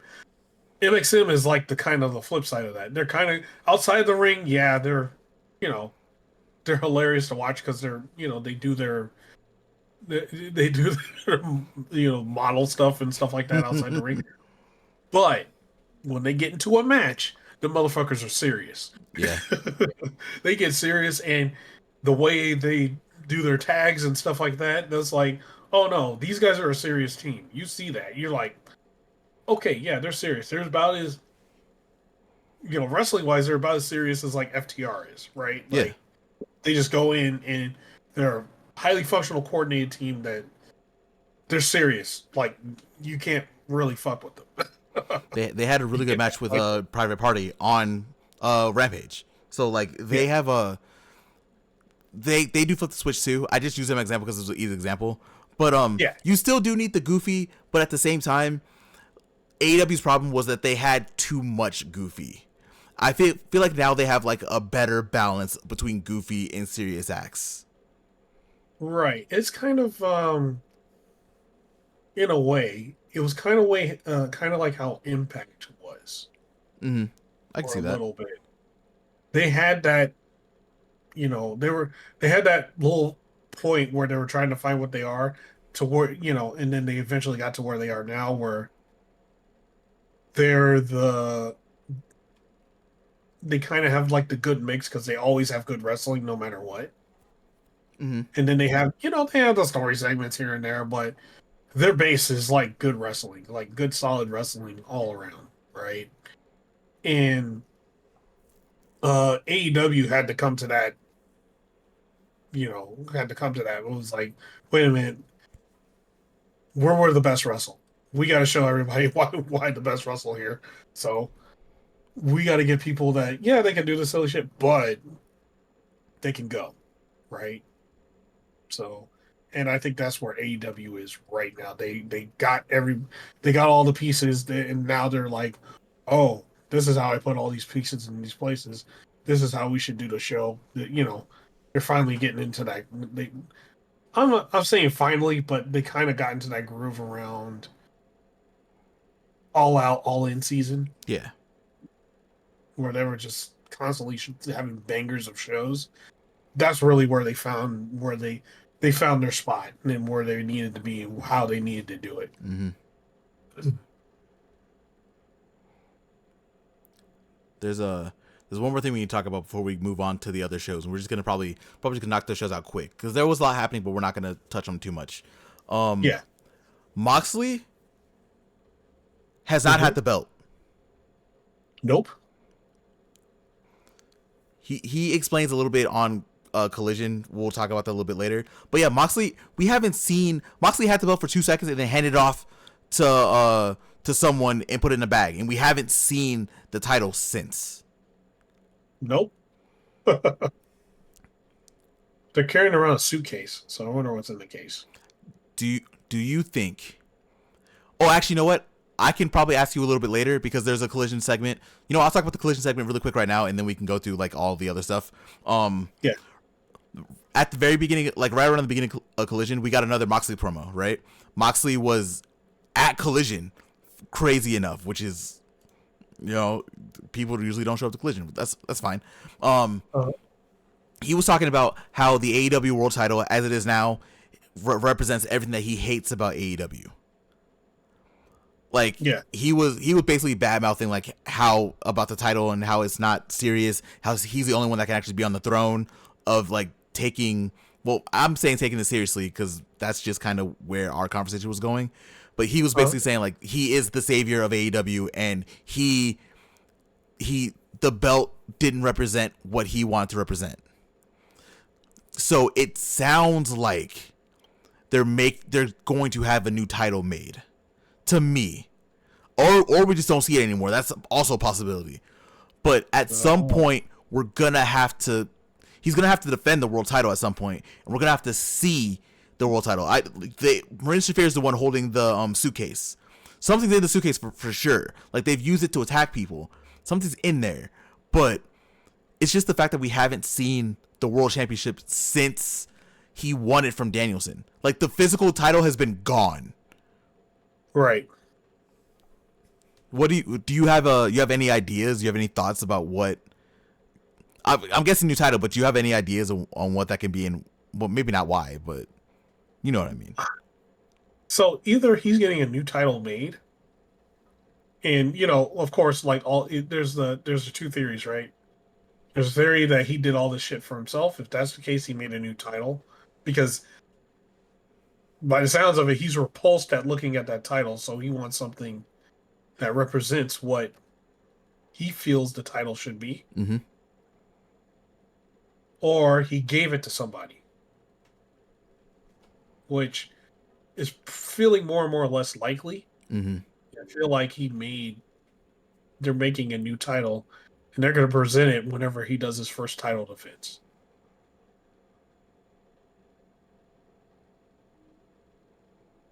That's what I think. Yeah, I agree with you. It really at this point it kind of depends on when that title defense is going to be, because Moxley has been he's made the rest of the BCC kind of step up. Like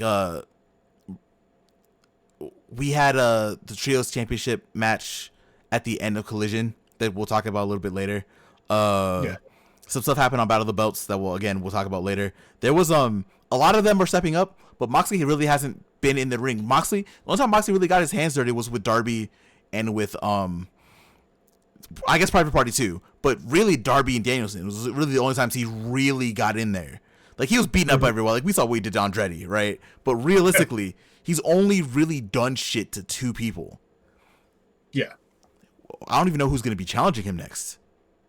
Like maybe Orange Cassidy, because I'm guessing Orange Cassidy won't win it. But like, yeah, right now there's no one that seems like they're ready to step up to Moxley specifically. Everyone else stepping up to the rest of the BCC, but Moxley feels like he's on like another level right now. Like no one's touching him right now. Yeah, no one's even attempting to go after him. No, not at all. They're like, yeah, we'll try to everybody else. Moxley shows up. Nah, fuck that, dude. Nah. Fuck, I get it. After what he did to Danielson, I understand it. Like I wouldn't either. Fuck that, bro. You're fucking. That was your boy. That's your best friend. You said you love him. You fucking beat the shit out of him and fucking choked him out, and you killed him twice. You killed him with love.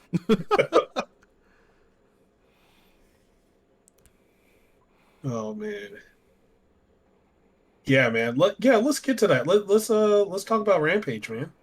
All right, let's knock this out real quick. Rampage was a really good show. I really did enjoy Rampage, but we are probably just gonna speed. There's one segment that I actually really want to talk about that we will talk about once we get there. But actually two, but we'll get there.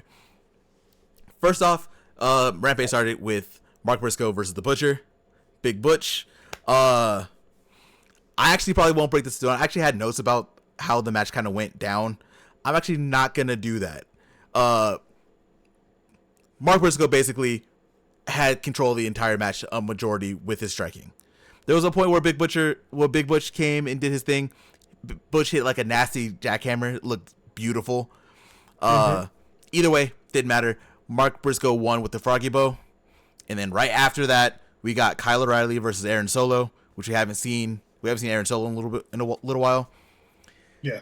Kyle O'Reilly took control of that match basically the entire time. Aaron Solo had like a little bit of offense in there, but Kyle O'Reilly got the flying guillotine and tapped out Aaron Solo. Do you have any comments or anything on those two matches before we move on to other stuff? Only that Big Butcher clothesline, man. Big Butch, like, he put his whole body into it, and I thought he killed Mark Briscoe. Oh yeah, when he hit the side slam on the top of the what was it, the ring rope or whatever, and then Mark Briscoe was like kind of stumbling, and Butch came back and just JBL'd his ass. Yep, he fucking leveled him, dude. Those notes are on here too, but it just all the Butch's offense looked really good. The jackhammer that he did was amazing. The lariat was amazing. But Yeah, you know, man. it's Big Butch. He gonna do what he gonna do. Big Butch gonna do the damn thing, man. He ain't gonna win, but he's gonna do it. Mm-hmm. Okay, now we gotta talk about the women on Rampage, because the women took over this episode, bro. Sure. Very great. Jamie Hayter had a backstage segment where she was asked about why she thought Penelope Ford attacked her. She had no idea.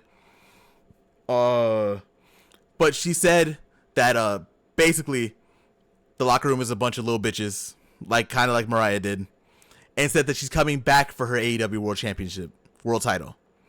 Yep. And she's gonna be wrestling on Collision. So it's just, there were a lot of people freaking out on Twitter about Jamie Hayter. So like, oh, she hasn't been on TV in a week. In a week. I'm like, what are you guys talking about? Yeah. Y'all calm the fuck down. She had a match. She wasn't on last week's TV shows. And everyone's like, oh, they just don't know what to do with Jamie Hayter. Like, y'all relax. She can have a week off. It's fine. After that, we had another segment with Deonna Purrazzo and Taya Valkyrie. Deonna is still doing her mobster thing. She was talking about how she had like a twin brother, has a twin brother that she had to protect, and that taught her how to do business. And then Taya said, if you mess with Deonna, you have to mess with me. And then Deonna's like, if you mess with both of us, you'll be met with a vendetta. So at some point, we're going to see Deonna and Taya back in the ring. It's just a matter of when at this point, and not if. You have anything for these two segments before we get into what is my match of the night? Let's see. So, I like the Deonna Purrazzo segment. It almost made it sound like there's somebody else that's going to be part of the family. Mm-hmm. But there's at least one more person that they're going to have as a part of it. And yeah, so curious to see what that is. It's interesting that they're only putting these on Rampage and Collision. I guess that's going to be the home of Deonna Purrazzo until they fully flesh out this thing. So yeah, we'll see. Yeah, I'm curious because we haven't seen Deonna actually on TV in a little while. So I'm guessing we're just waiting to see who this third person is going to be, because you're right. It definitely feels like there's a third person, because every time that they're on TV, and they've been doing these promo segments now for a few weeks, it always does feel like that there's someone missing. So we'll see who it is whenever that happens. Mm-hmm. Now we go into what was my match of the night. Anna Jay versus Trish Adora. Mariah May was on commentary for this match. Mariah May was very mean on commentary. She was talking shit about how, she's been to Japan, I didn't even notice. Look, she hasn't even said it before. She was being really mean. She was being really crass also. Just talking about how people should how she has people crying and screaming on their knees in front of her and stuff like that. I was like, Mariah, relax. Jesus, bro. Calm down. But early in the match, there was a lot of little technical things that they were doing. We've talked about Trish Adora. I'm a very big fan of Trish Adora, and we talked about how much Anna Jay has improved. This match was the proof about how good Anna Jay has become. uh, what was it? I'm not gonna talk about the beginning of the match because there was a lot of like hip attacks. They were using their butts to get out of stuff. Like Anna Jay had like, or Trish Adora had a waist lock on Anna Jay. She used her butt to get out of it. Trish Adora used her butt for a submission. That was the first couple minutes. But Anna Jay made a huge mistake, and she tried to start striking with Trish Adora. Look, she was in Japan for a month. She ain't got those strikes yet. No. There was one where Trish Adora hit like this sick elbow on her, and she looked like she fell out like Deontay Wilder did a couple weeks ago. Bro, she was like out, bro. It was crazy. Yeah. She did end up getting back up. They ended up being really back and forth for the rest of the match.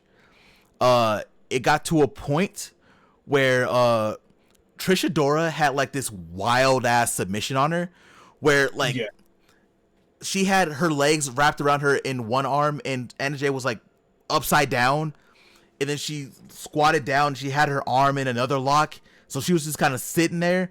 But then we got to fucking commercial. They took it away from us completely. Yeah. So we didn't see what happened after. We didn't even see how Anna Jay got out of it. Nothing. That's the story of Collision, pretty much, is everything good was happening and a fucking commercial would pop up. The shit sucked, bro. Like, that was the one thing I hated about Rampage and Collision this week. Cause that shit was awful. Yeah. But we come back to commercial. They're back and forth again, right? Eventually, Anna was able to get control, and she wins with the Gory Bomb. That bomb that she's been using. I called it the Widow's Peak accidentally because it's like set up the same. But I looked it up to make sure what the name actually was because they haven't said it. We don't know what Anna Jay is going to call it yet, but it's the Gory Bomb. Right after that, Mariah May takes the mic, and again, Mariah May's like, "You should buy me dinner because you're going to be crying and screaming my name once we're done." I'm like, Mariah, Jesus, you're a child. You're a child. but that basically set up the match for Battle of the Belts. Do you have any thoughts on Anna Jay and Trish Adora? No, I thought it was a good match. I thought it was a really good match. I think eventually it's going to be time to pull the trigger on Trish Adora because she is really good. And yeah, like I think, but I think it's going to happen a different way than what we see because it sounds like she's going to be joining STP. She's going to leave the infantry and join Shane Taylor Productions. Oh no! From some of the stuff that's been going on. So yeah, I can't wait to see where it goes, but I feel like it's going to go that way. You know, it's funny. My note, like one of my notes for like, because I put like my overall thoughts. It literally says, "I'll be very excited when Trish gets a big win on AEW TV." It's gonna happen one day. She's too good to just be. She's too good to just be like chilling back and helping elevate other people. She needs elevation herself. Yeah, I think. Man, because it's kind of hard to do that now with the way Ring of Honor is going right now. Like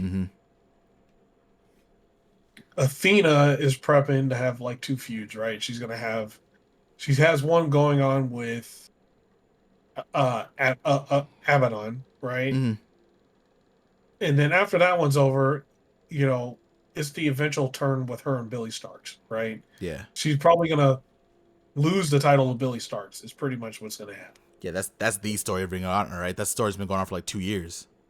Yeah. So I almost wouldn't want her to like go against Athena, but a good program with Red Velvet and coming out on top from that would do a lot. Red Velvet is the Ring of Honor Women's TV champion, so yep, there's something there. Something there. I think it would be good. Have them have a couple month long program, or however long, in Ring of Honor, and then if she's joining Shane Taylor Productions, like it's looking like it's going to go, she'll start popping up on AEW TV a lot more, and then she'll be taken more seriously than kind of like I like the infantry, but they're kind of like the sideshow team, right? Like they don't have the private party status, but they lose a lot. It's it's the fact that they should have been Ring of Honor tag team champions at this point. They really should have. Yeah. That could be an infantry thing, because I like them too. Like what's the name? John Dean and Charlie Bravo. I like them too. Like I also enjoy the infantry, but it definitely is like the Ring of Honor tag team titles the way they are. It could be hurting them. It could just be that people think that they're not ready for the titles. Anything, right? But Yeah.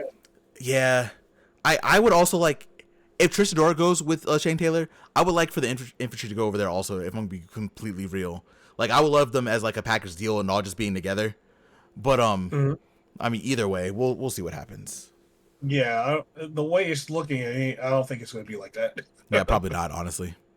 Because they have the segment where Trish Adora was upset that she lost, and Shane Taylor pops up Mm-hmm. and starts talking to her. And he's like, "Hey, you were at one time the prospect to be the Ring of Honor Women's World Champion, like the highest prospect." He's like, along the way, you joined the wrong people. So, hey, time to come home, go home to Shane Taylor Productions, and we'll get you where you need to go. Pretty much is what happened on that segment that they, the online only segments. Okay. Well, I'm excited to see what happens. Because Trish Adora definitely needs like a.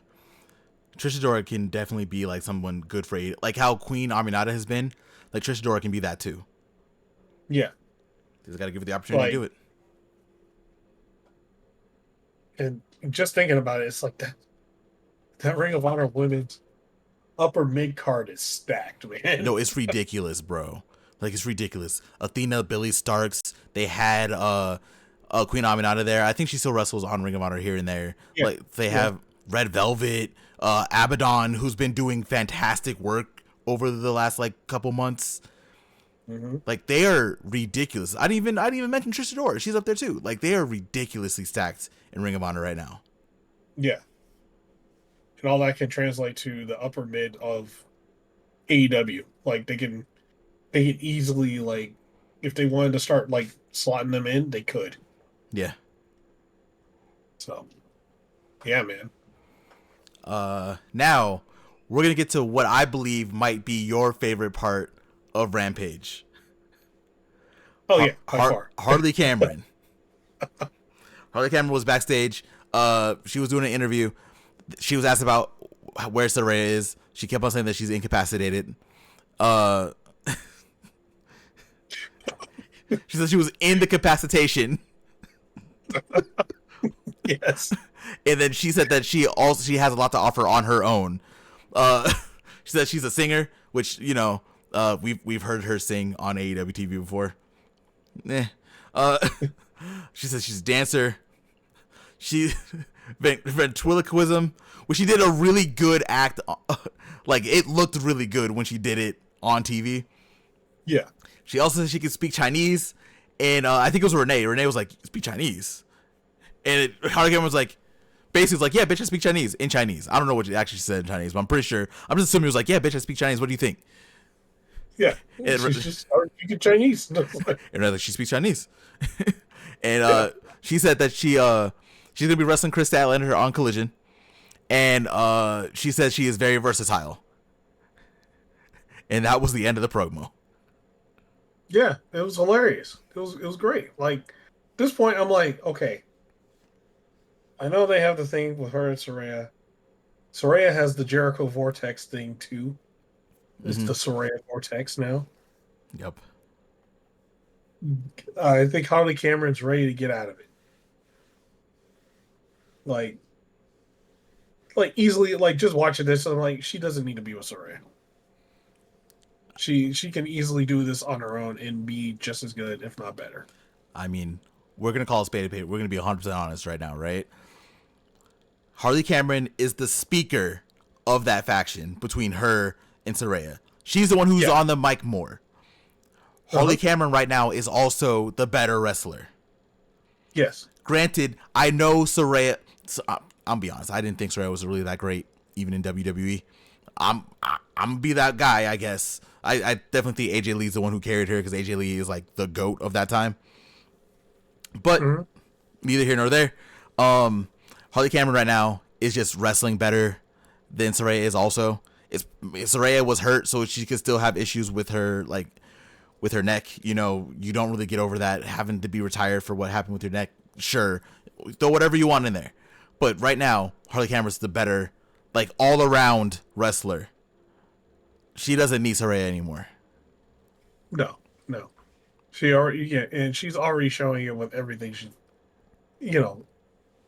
matches, personality, everything she's putting up. She doesn't need Saraya. It's just pretty much like what that says. It's like, just like Jamie Hayter didn't need Saraya, or just like, or Saraya, or like Britt Baker or whatever, right?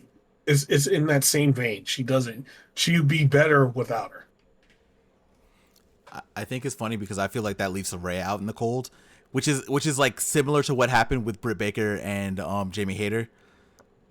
Because basically, once Jamie Hayter was doing her thing, she was AEW Women's World Champion. She was doing her thing. She was just stuck to Britt Baker, like, just stuck. Like, no matter where Jamie Hayter went, Britt Baker was there.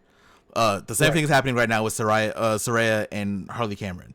They definitely need to break it up. Harley Cameron needs to run on her own and do her thing. She was also on shout out to her also. She was on the MLP show. Yeah. So shout out to her. I think she's really blossoming. She's like one of those prospects also. Maybe not as crazy as Queen Aminata, but Harley Cameron has been really pushing how good she's been in the ring over the last couple times. She even did it with Chris Allen, which we'll talk about a little bit later. Yeah, and she's getting that thing I like to say every podcast. Certain wrestlers don't do it, and it all shows, but certain ones do. She's getting them reps in. Mm-hmm. So, both of those wrestlers you mentioned, Harley Cameron, Queen Aminata, they've been doing it. I'm just gonna put that out there. It's possible. You just gotta love what you're doing, right? I ain't gonna get too far into it, but they kind of doing it. Yeah. I mean, at this point, we already know who we're talking about, right? So, it is what it is. Yeah. Right after the Harley Cameron promo, we got I think we talked about it on here. I'm pretty sure just now earlier. I don't even know if it was between the actual podcast or the pre-podcast that we did at this point. I'm pretty sure it was this podcast though, where we got a promo for the three-way tag match on Rampage next week between Undisputed Kingdom, Shane Taylor Promotions, and Gates of Agony. Yeah, because we talked about Shane Taylor. Well, it was on our pre-show, but yeah, Shane Taylor and Gates of Agony. Mm-hmm. We talked about them, and guess who showed up? Guess who's on Rampage and stuff like that right now? Just saying. I was the only one talking about them. I know there was a whole uproar on Twitter about like why Athena couldn't be on like a pay-per-view. We were there too, but we were also the ones who brought up Lee, because Lee hasn't really been on TV since he's been Ring of Honor Pure Champion. Now look. Just saying. And Gates of Agony, we brought Gates of Agony last week. You specifically brought Gates of Agony last week, and now look. Saying, man, just saying. Yeah, I don't know. Just in case if anyone is listening, I have a request. What's that request? I would like to go to World's End, and if someone listening could make that a little bit easier for me, that would be fantastic. That's all I'm saying. I think I want to go to World's End too. I feel like we don't even need like backstage patches, nothing like that. We just need two little nice tickets, and maybe like a nice little plane ticket. Couple plane tickets, couple tickets to the show.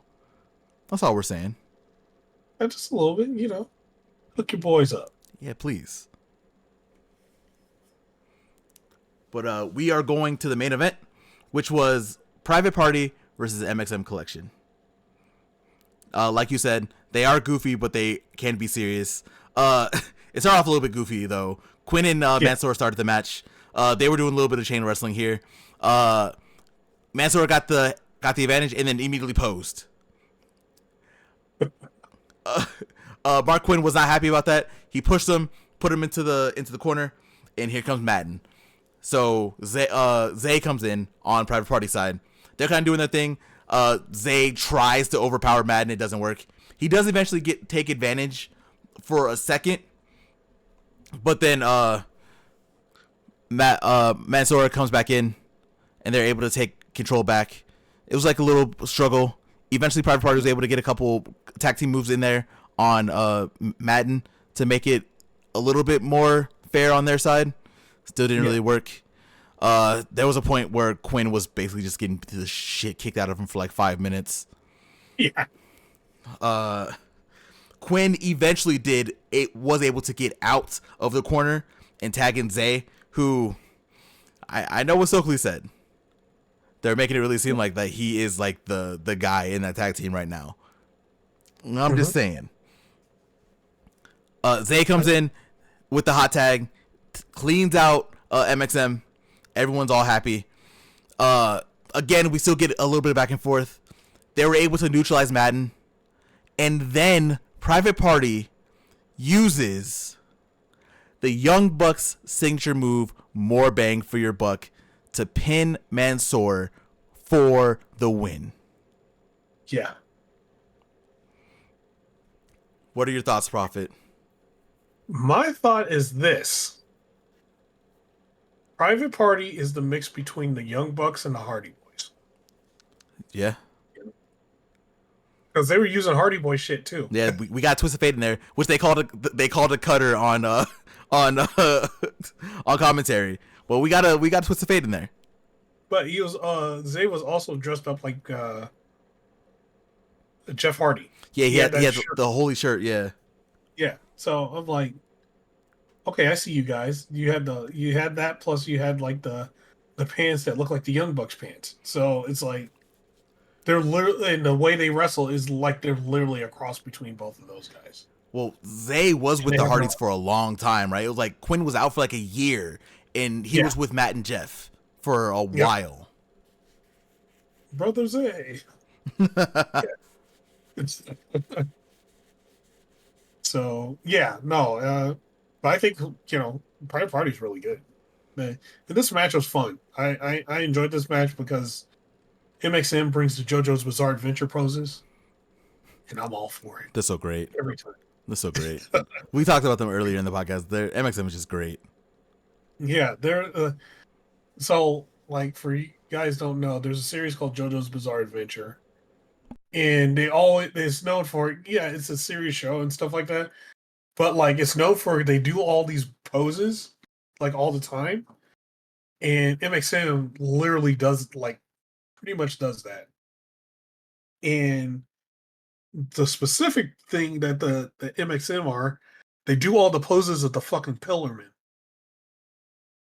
That's who they're like for the most part. That's who the ones that they're impersonating are the Pillarmen. Mm-hmm. So yeah, it's hilarious every time they do it. But it's like but they're a serious tag team, so it's like you can't really mess with them. They are anime fans, like straight up. I forget which one it was because I saw it on Twitter randomly. But like one of them was watching like One Piece or something. So they're legit anime fans. So I would not be surprised if they just took whatever they could from JoJo's and was like, we're just gonna turn up what we got before 211, and we're just gonna do that. Oh no, they totally said that's what they're doing. Oh yeah, okay, that makes total sense. Yeah. So like after they said that, it's like, oh yeah, it makes total sense. That's why they're doing it. But you have any overall thoughts on Rampage before we move on to Collision? I enjoyed Rampage. I finally got a chance to watch it. Being in and out with this fucking cold, so it was like one of the one things I got to watch. And I enjoyed it a lot. So yeah, it was cool. It was cool. Good show. Yeah, I agree. I really like this episode of Rampage. They've been pretty good lately. We've talked about it before. Rampage has been pretty good lately. This week was the one week where it wasn't my favorite show, which is crazy because it usually has been my favorite show lately. Ooh, okay. It was Dynamite, by the way. My favorite show this week was Dynamite. But Okay. yeah. We're going to Collision. We already talked about the Moxley thing earlier. If you didn't hear that for some, you can just go back. First match was Ricochet versus AR Fox. AR Fox took the challenge of Ricochet. I'm not gonna talk about the match too much. I'm gonna talk about the beginning of it though. The Ricochet came out and he was like kind of like dancing a little bit to his own music. He looked very comfortable and very happy. We've talked about this a couple times. We're gonna talk about a little bit more. AR Fox came out and AR Fox was kind of like doing a little dancing too when he was in the ring. He had his hands up and he was just kind of bouncing back and forth. And then Ricochet was in the ring also dancing to AR Fox music.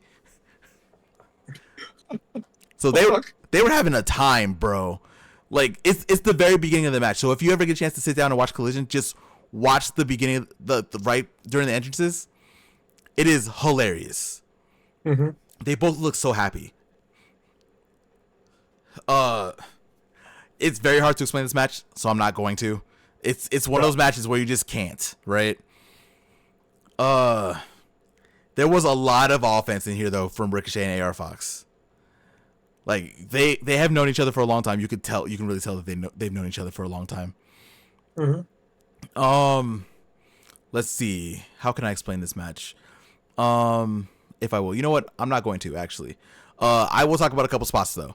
AR Fox hit a spinning neckbreaker from the top rope, and there was another point where he set up for a package pile driver but turned it into a power bomb, which was crazy. Ricochet at one point hits a backflip over AR Fox, then grabs waist control to hit a German suplex on him, and he held him up for a second. Like Ricochet powered him over for the German suplex. So yeah. it was real nice. There was a point earlier in the match where AR Fox got put on the chair, and Ricochet took a spin around the ring, and then got blasted by a clothesline. AR Fox got up and hit him with a clothesline. Just wild stuff. At the end, Ricochet hit a vertigo, but he did a different variation of it this time. He got up and did like a spin and did a spin into the vertigo, which I actually like a lot more than just straight up and down. So I hope that Ricochet keeps that, and Ricochet took the win. Nice. Right after that, Ricochet gets on the mic, which, you know, it's like live mic Ricochet. This is different. He basically put like a nice little babyface promo out there saying that basically what he said earlier. I'm going to find you, Takeshita, wherever you are. I'm going to find you. He also name drop if you're in Canada. Wink, wink. Wherever you are, I'm going to find you. And I'm going to take that international championship from you. And the crowd was behind Ricochet because Ricochet sounded very comfortable talking his shit on the mic. Yep. Do you have any thoughts on the match or the segment? I wouldn't be surprised if he shows up tonight in Maple Leaf. I mean, tonight is the night that the title's on the line, right? And they did. Collision was taped on Thursday. So he could have showed up yesterday if he really wanted to. I don't think he did. I'm pretty sure because he said specifically Canada. So he is very possible he's going to show up. Yep. So I think like one of the things I'm just going to point out is another talent that's like, you know, underrated is AR Fox. Yes, sir.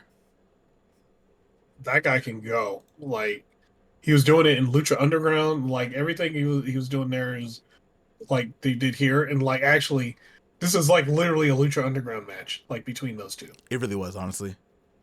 So yeah, it was it was great. Pretty damn great. And like I said, you could tell they were both happy because they were both, like I said, they were both dancing to each other's entrance music while they're out there. AR Fox was dancing to his own entrance music. He hasn't really done that, really. You know, so it was nice. And like we said, Ricochet is Ricochet. He is, we've talked about it. We've said the word comfortable a lot. Ricochet is in there now. He's good. Mm. Yeah, and you could totally tell. It's just, he's in his element now. Whew. I'm happy for them. Like I'm really happy. I do want to see more AR Fox. AR Fox is in that area with Honestly, with Queen Aminata and Harley Cameron, I'm not saying that he has like improved leaps and bounds because he's been great. Yeah. But him, those two and Trish Adora should definitely be on like TV more, even if it is in like losing efforts. They should be on TV a lot more. Right. Yeah. And it's happening with the first three. It's happening with Queen Aminata. It's happening with Anna Jay. It's happening with Harley Cameron. IR Fox is next. We shall see. Next up, we had a backstage segment with Daniel Garcia and Private Party. This is the first time they were all together. Basically, they said the Young Bucks are cowards. Very basically.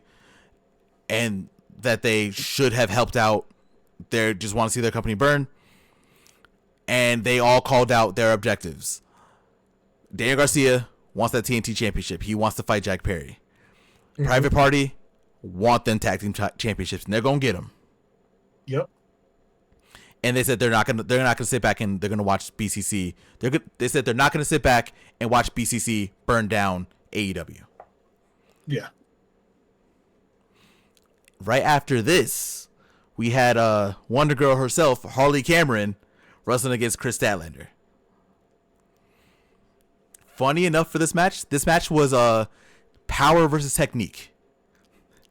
Harley Cameron's technique against Chris Statlander's power.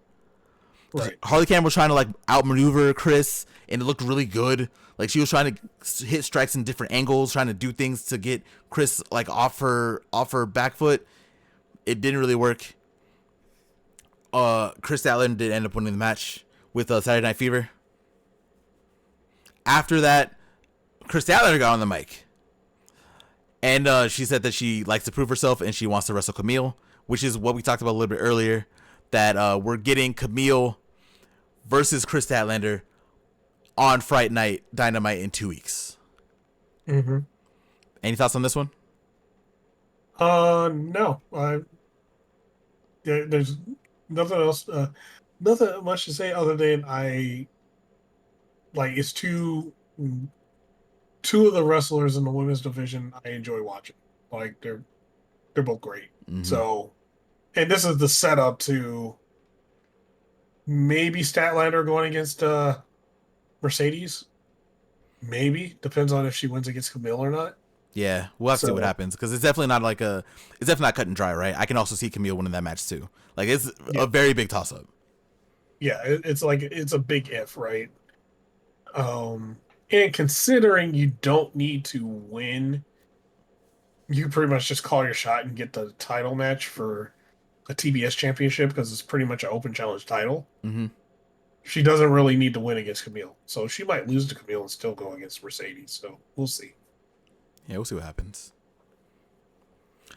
Next up, we had a debuting trio of Daniel Garcia and Private Party. They've been friends forever. This is the first time they've actually been able to wrestle in the ring together. Against Collision's own Premier Athletes. Oh, man. Premier Athletes are good at what they do. We all know that, right? But you don't have to talk about a Premier Athletes match because they're all pretty similar. Yep. You know they're going to come out and they're going to try to do the athletes rule, and no one can listen. They're all going to say athletes suck. Josh Woods is going to go out there and do what he's going to do at all times and look like a beast always. Tony Nese is going to be out there. He's going to be like with his 8-pack abs flipping people around and flipping around and shit like that, right? This time Private Party won the match with their special, the gin and juice. They hit that. They got the win. Stokely was out there watching, and as Private Party was getting beat up, Stokely was cheering.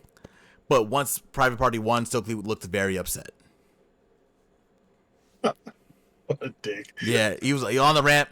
He's just waiting. He's trying to make them break up like you were talking about earlier.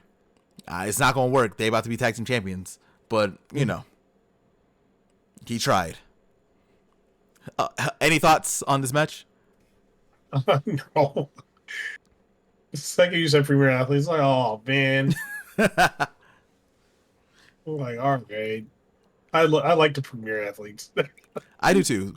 But Yeah. if if you miss this match, don't worry. We'll probably see this match again next week because that's just how the premier athletes work. So Yep. we'll see what happens. In some combination, it might just be Private Party versus any combination of premier athletes. Mm-hmm. So yeah, we'll see. Either that, or they're going to get beat up by hologram. Oh man, we gotta talk about hologram a little bit later in the show. Yeah. Next up, we had the Outrunners versus Roosh and the Beast Mortos.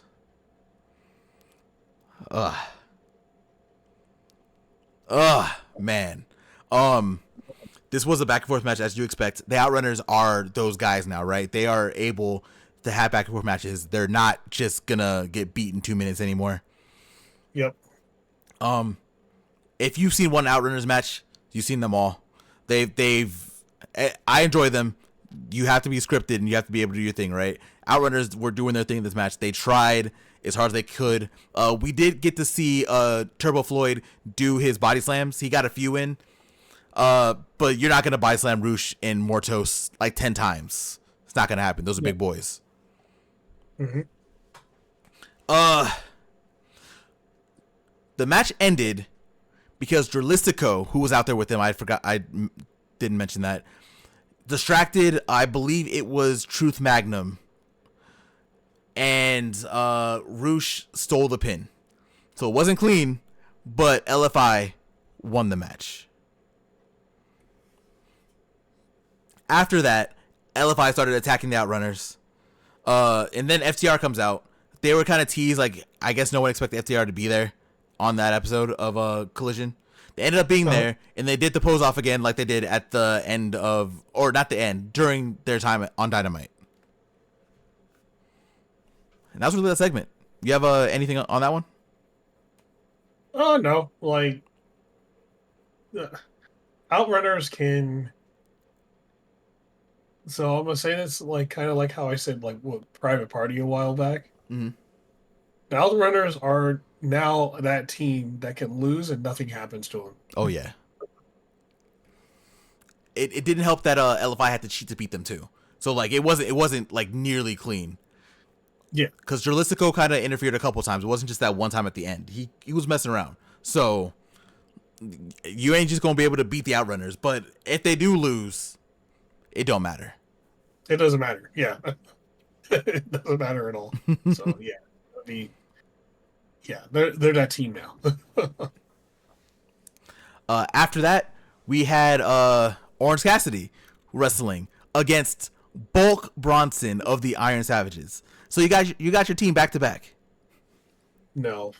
I already know what happens in this match. This one was funny because I can actually explain this whole match, and I will because it was very short. Jameson was on the mic talking shit about Orange Cassidy. Orange Cassidy did not look like he was up for it. We're going to talk about Orange Cassidy because we're going to combine a lot of his segments right now after this. Orange Cassidy hit the orange punch on Jack Jameson. He was like, oh, he fell off the apron because he was on the apron talking shit the entire time. He did the same thing to Bulk Bronson and then hit him with the beach break for the 1-2-3. Very quick, very easy. Orange Cassidy got up, he fixed his hair, and that was the end of that match. Yeah. I forget when this happened. I think it was right after this because it's not on here, but I remember this specifically. Private Party and Daniel Garcia were in the back. They were waiting for Orange Cassidy. It was right after this match, I think. Orange Cassidy walked up to them because they were just kind of in the hallway, and Daniel Garcia was kind of talking up Orange Cassidy. He's like, we need you for the BCC. You've beaten them before. Like, we need you in this war, basically. Orange Cassidy said that he's not a leader, and he walked away. You have any thoughts on any of this at all? Probably not the match because there's nothing for the match, but you have any thoughts? No. I think it makes sense for Orange Cassidy to do that because, like, technically he's like a wanderer, right? Mm-hmm. Like, he just goes where he wants. So, like, I think in some capacity he'll join it, but not as like a leader or anything like that. Yeah, and I get why they did what they did, right? Because Orange Cassidy has been able to beat all of them in the BCC at this point. Yep. Like, he's beaten them all. So if there's anyone that would help you in this fight, it would be Orange Cassidy. But he is just he's people call him slothish. People are saying that he like doesn't care. I definitely think this is like depression. I think he's still upset about what happened to Danielson, and I don't think he wants to fully put himself out there. He will eventually because it's wrestling. He will, but yeah, we'll just have to see what happens. Yeah, but it's probably ultimately going to be Darby Allin becoming the leader. I can see that. Orange Cassidy sacrifices himself. Darby Allin steps up, and we get the Darby Allin world title win sometime next year. Yep. And then Christian's contract finally gets cashed in. And we get the ultimate babyface chase. It worked for Danielson. It'll work for Darby. Oh yeah, for sure. Darby's gotta work on getting beat up as much. That's the only thing. He'd be getting his ass beat. Yeah. Well, and he's got to live from Mount Everest too. So yeah, we also need that to happen. Someone needs to just. We need Jay White to snap his ankle again to make sure he just can't. Just don't do it. You're going where? Oh, somebody heard him. Set up Jay White versus Darby Allin. Oh God. Next match was a very quick one. It was Jamie Hayter versus Brooke Havoc, local talent. Jamie Hayter beat the shit out of her. Yeah. Like that wasn't, the site says like Hayter nearly decapitated Brooke with the Haterade, which was true. Uh-huh. After that, Penelope Ford got on the screen and she was like, "You want to know why I attacked you?" Because she was talking about that on Rampage. Because unlike you, both of us have to work for opportunities. We're backstabbing. That's you. I was gone for 2 years. Oh, you were gone for a year and you had a parade. I was gone for 2 years and people act like they don't know who I am. So Penelope Ford is going to get her like first feud back with Jamie Hayter, which is probably going to be really good. She's not going to win, but it's going to just remind people how good Penelope Ford was before she got taken out. It has been legitimately 2 years, so it'll be nice to see her in the ring. Yeah, I wonder what the hell happened to her. I don't know what the injury was. I didn't even try to look it up, but yeah, she just was out. I don't know. Yeah, that had to be pretty serious for like 2 years. Yeah. We'll see her back in the ring soon. I mean, she has to be cleared, right? So we'll see her eventually. After this, we had Kyle Fletcher versus Atlantis Jr., which is a rematch from a Ring of Honor pay-per-view from a few months ago where Atlantis Jr. won the Ring of Honor World TV Championship away from Kyle Fletcher. Kyle Fletcher has the doghouse effect now. That motherfucker's getting booed. They do not like him after what he did to Ospreay. Yep. And then Kyle was running with it. Like you said it earlier, you said Kyle was a giant. People underestimate how big Kyle Fletcher is. That is a big man. He ended up trying to rip off Atlantis Jr.'s mask. He ripped it so bad you could actually see most of Atlantis Jr.'s face. But he didn't try to cover up. Atlantis Jr. just kept on doing his thing. At one point, Kyle Fletcher teased that he was going to do the Tiger Driver to Atlantis, which is crazy. I mean, none of it worked. Eventually, Kyle Fletcher did get the win, but he won it with that top rope brain buster. Oof. Yeah, bro. He set up Atlantis Jr. on the top rope, got him up there, fucking creamed him with that top rope brain buster for the 1, 2, 3. Oof. Right after that, Don Callis got on the mic. As always, Don Callis got booed out of the building.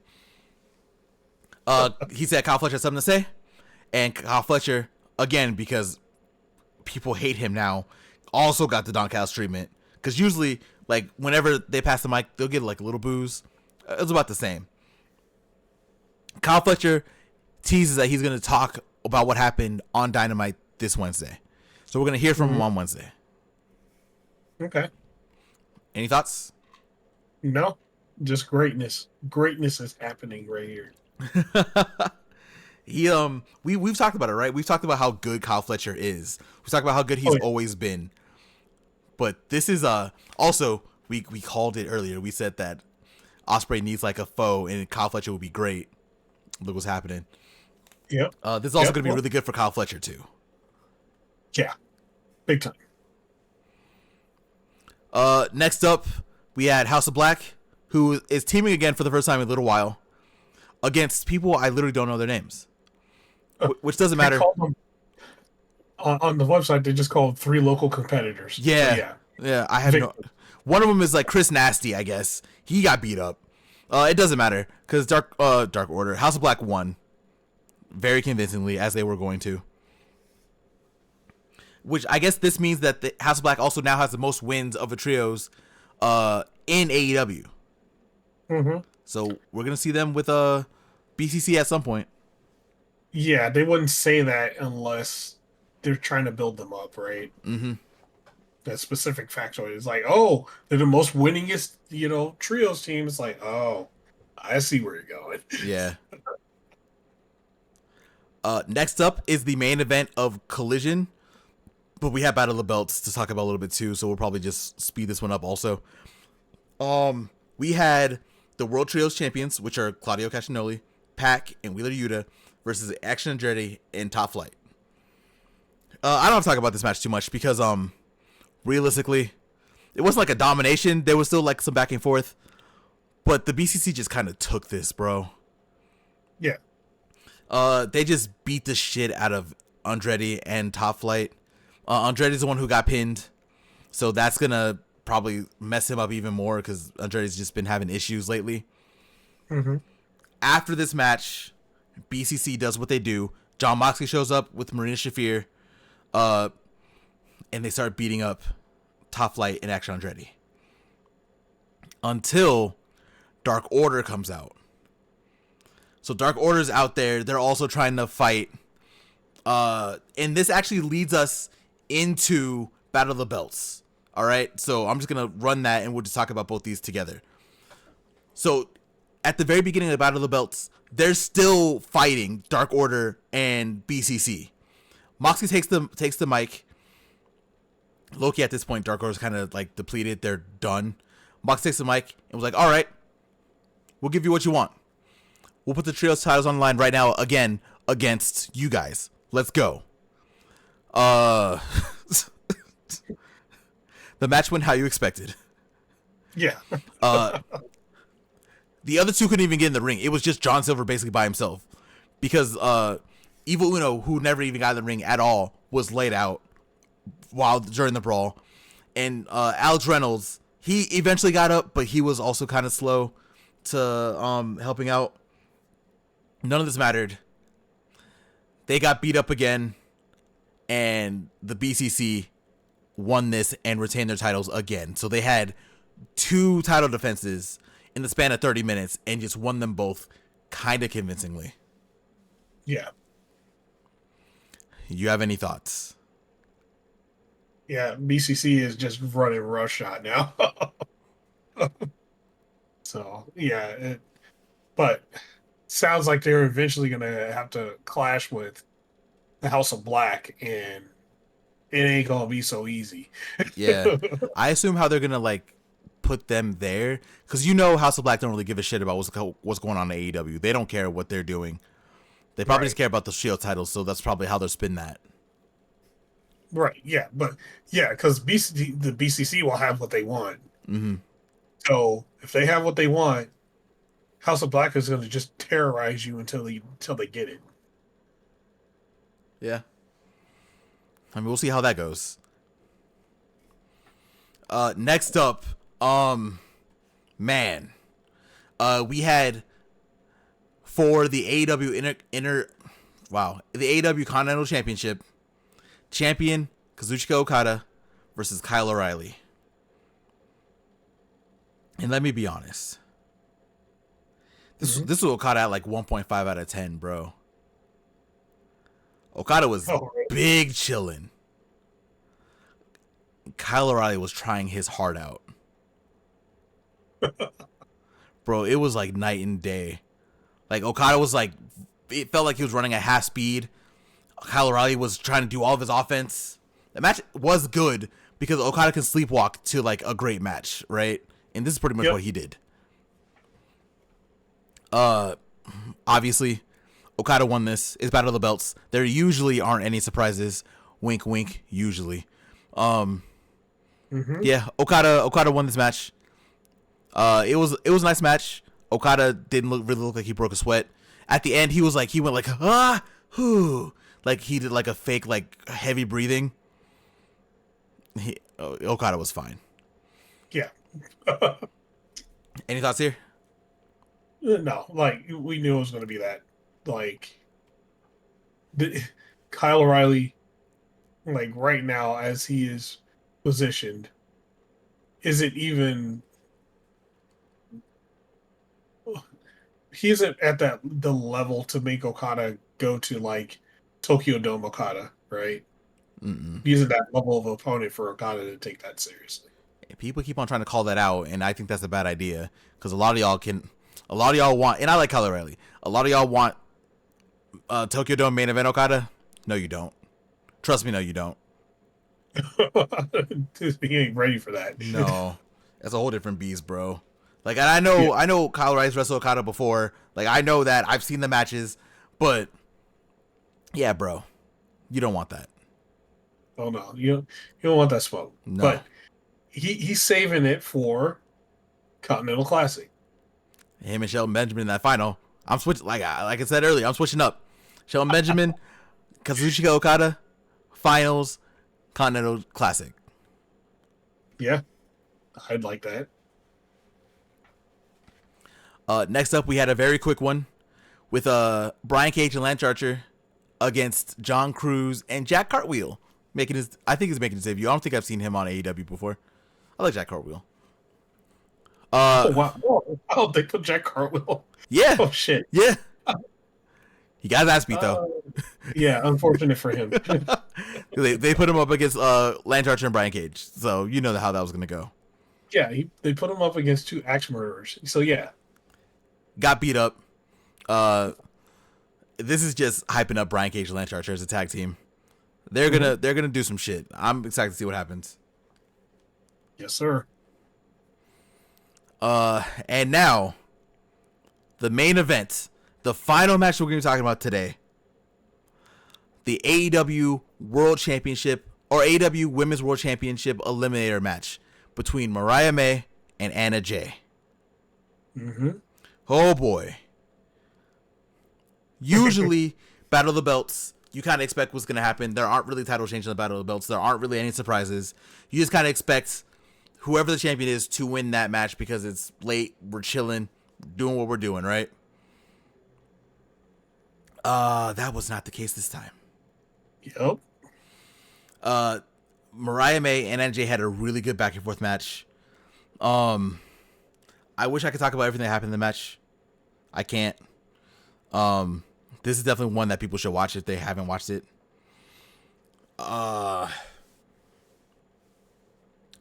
The end of the match, Mariah May hit that beautiful headbutt that she has on Anna Jay.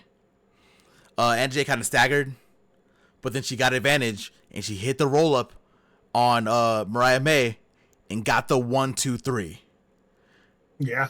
Mariah May lost and now owes Anna Jay a AEW Women's World Championship match that's going to be happening in 2 weeks on Collision. Yes. Bro. And let me tell you, we've talked about how good Anna Jay has been over the last few weeks, right? We've talked about how Trish Adora pushed her. And no disrespect to Trish Adora, because I love Trish Adora. She's not Mariah May.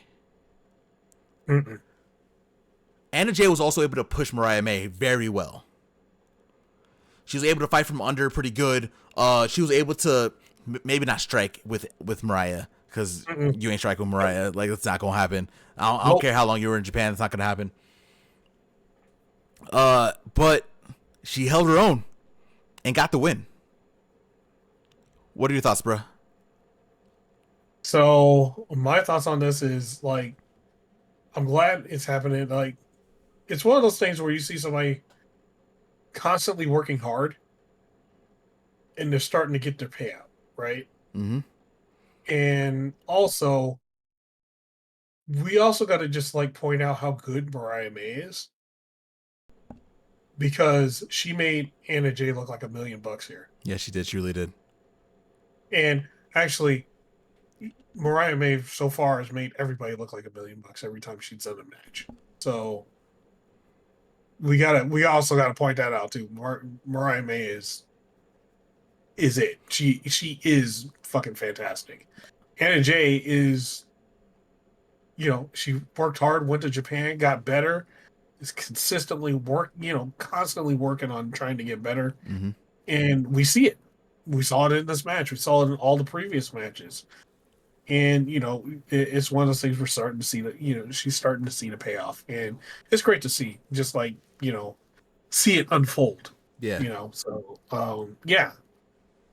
It was one of the few matches I did get to watch part of Collision, and I got to watch this match because I just turned it on and it just so happened to be on. So it was cool. It was a good match. Yeah, I really enjoyed it. Like, you hit the nail on the head with that, with Mariah May too. Like, I get a lot of people were kind of worried about her being AEW Women's World Champion, but I feel like she was already kind of at the World Champion level already to begin with, because she's always been like really good. But she's really like stepped up. She's really elevated. Her time with Toni Storm, you can really tell, because she's a lot more comfortable right now. She can talk her shit. She's really good. She had that promo on Dynamite that we talked about where she was really angry. Mariah May is definitely a very worthy champion. In this match, you could tell this is one of those which is really nice to see, because we don't get to talk about this a lot in the women's division specifically. They were holding back. They didn't give us everything. Mm-mm. We getting everything in 2 weeks on Collision. Yes. So I'm just excited to see that match. I definitely think that Mariah May is still going to win that match in a couple weeks, but it's still going to be a really good indicator on where Anna Jay is. Yeah. But that's it, man. Do you have any thoughts overall on Battle of the Belts or Collision?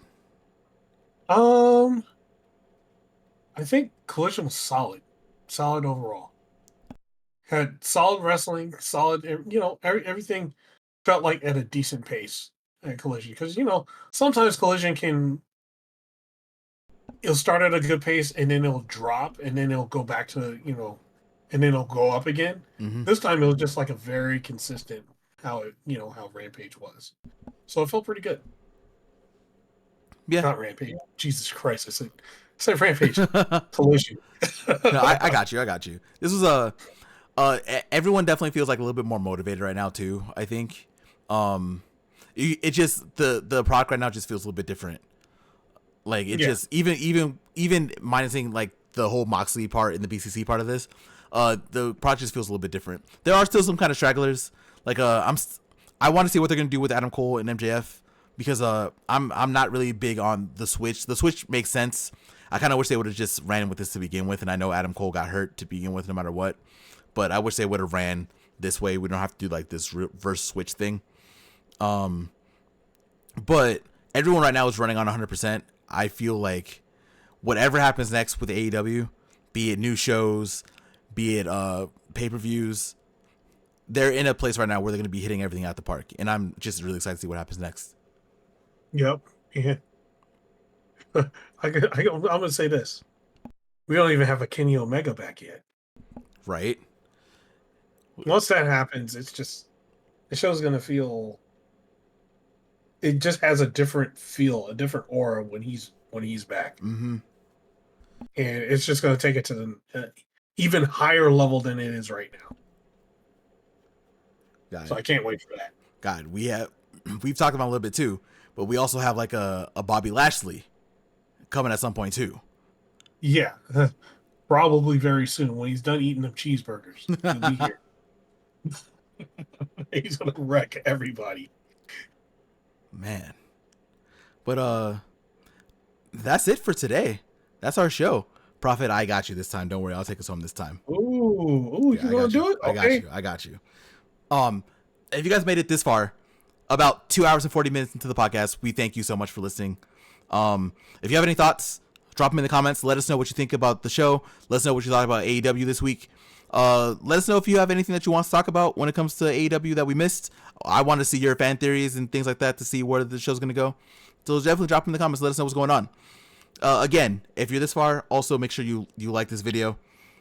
Share it with your friends. Tell them that we're here. Tell them that we also, if they're not into pro wrestling, we also do anime. We also do video games.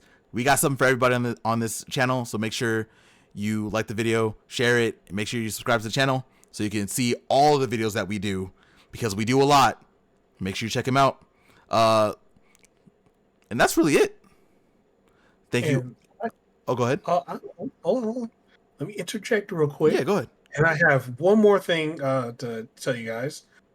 I meant to tell you at the beginning, but I'll let you and everybody know at the same time. Okay.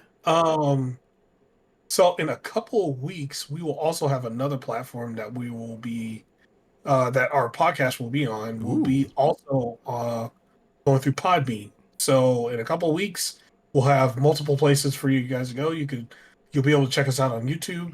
I will get the info for us for Podbean. So we'll have the episodes up there too. So yeah, we're gonna have Off the Top Rope in 2 places. And if you don't like listening on YouTube, you'll be able to listen somewhere else where it's all audio. So yeah, look forward to that in a couple of weeks. Oh man, I should let you do it. That's a surprise. That's dope. I didn't even know that. Yeah, I forgot to tell you at the beginning. Well, if you made it this far, you also got a surprise. Yeah, everybody did. Thank you all for watching. Again, make sure you like, comment, subscribe, do all that good stuff. And we will talk to you guys next week. Peace out, y'all. All right, we out.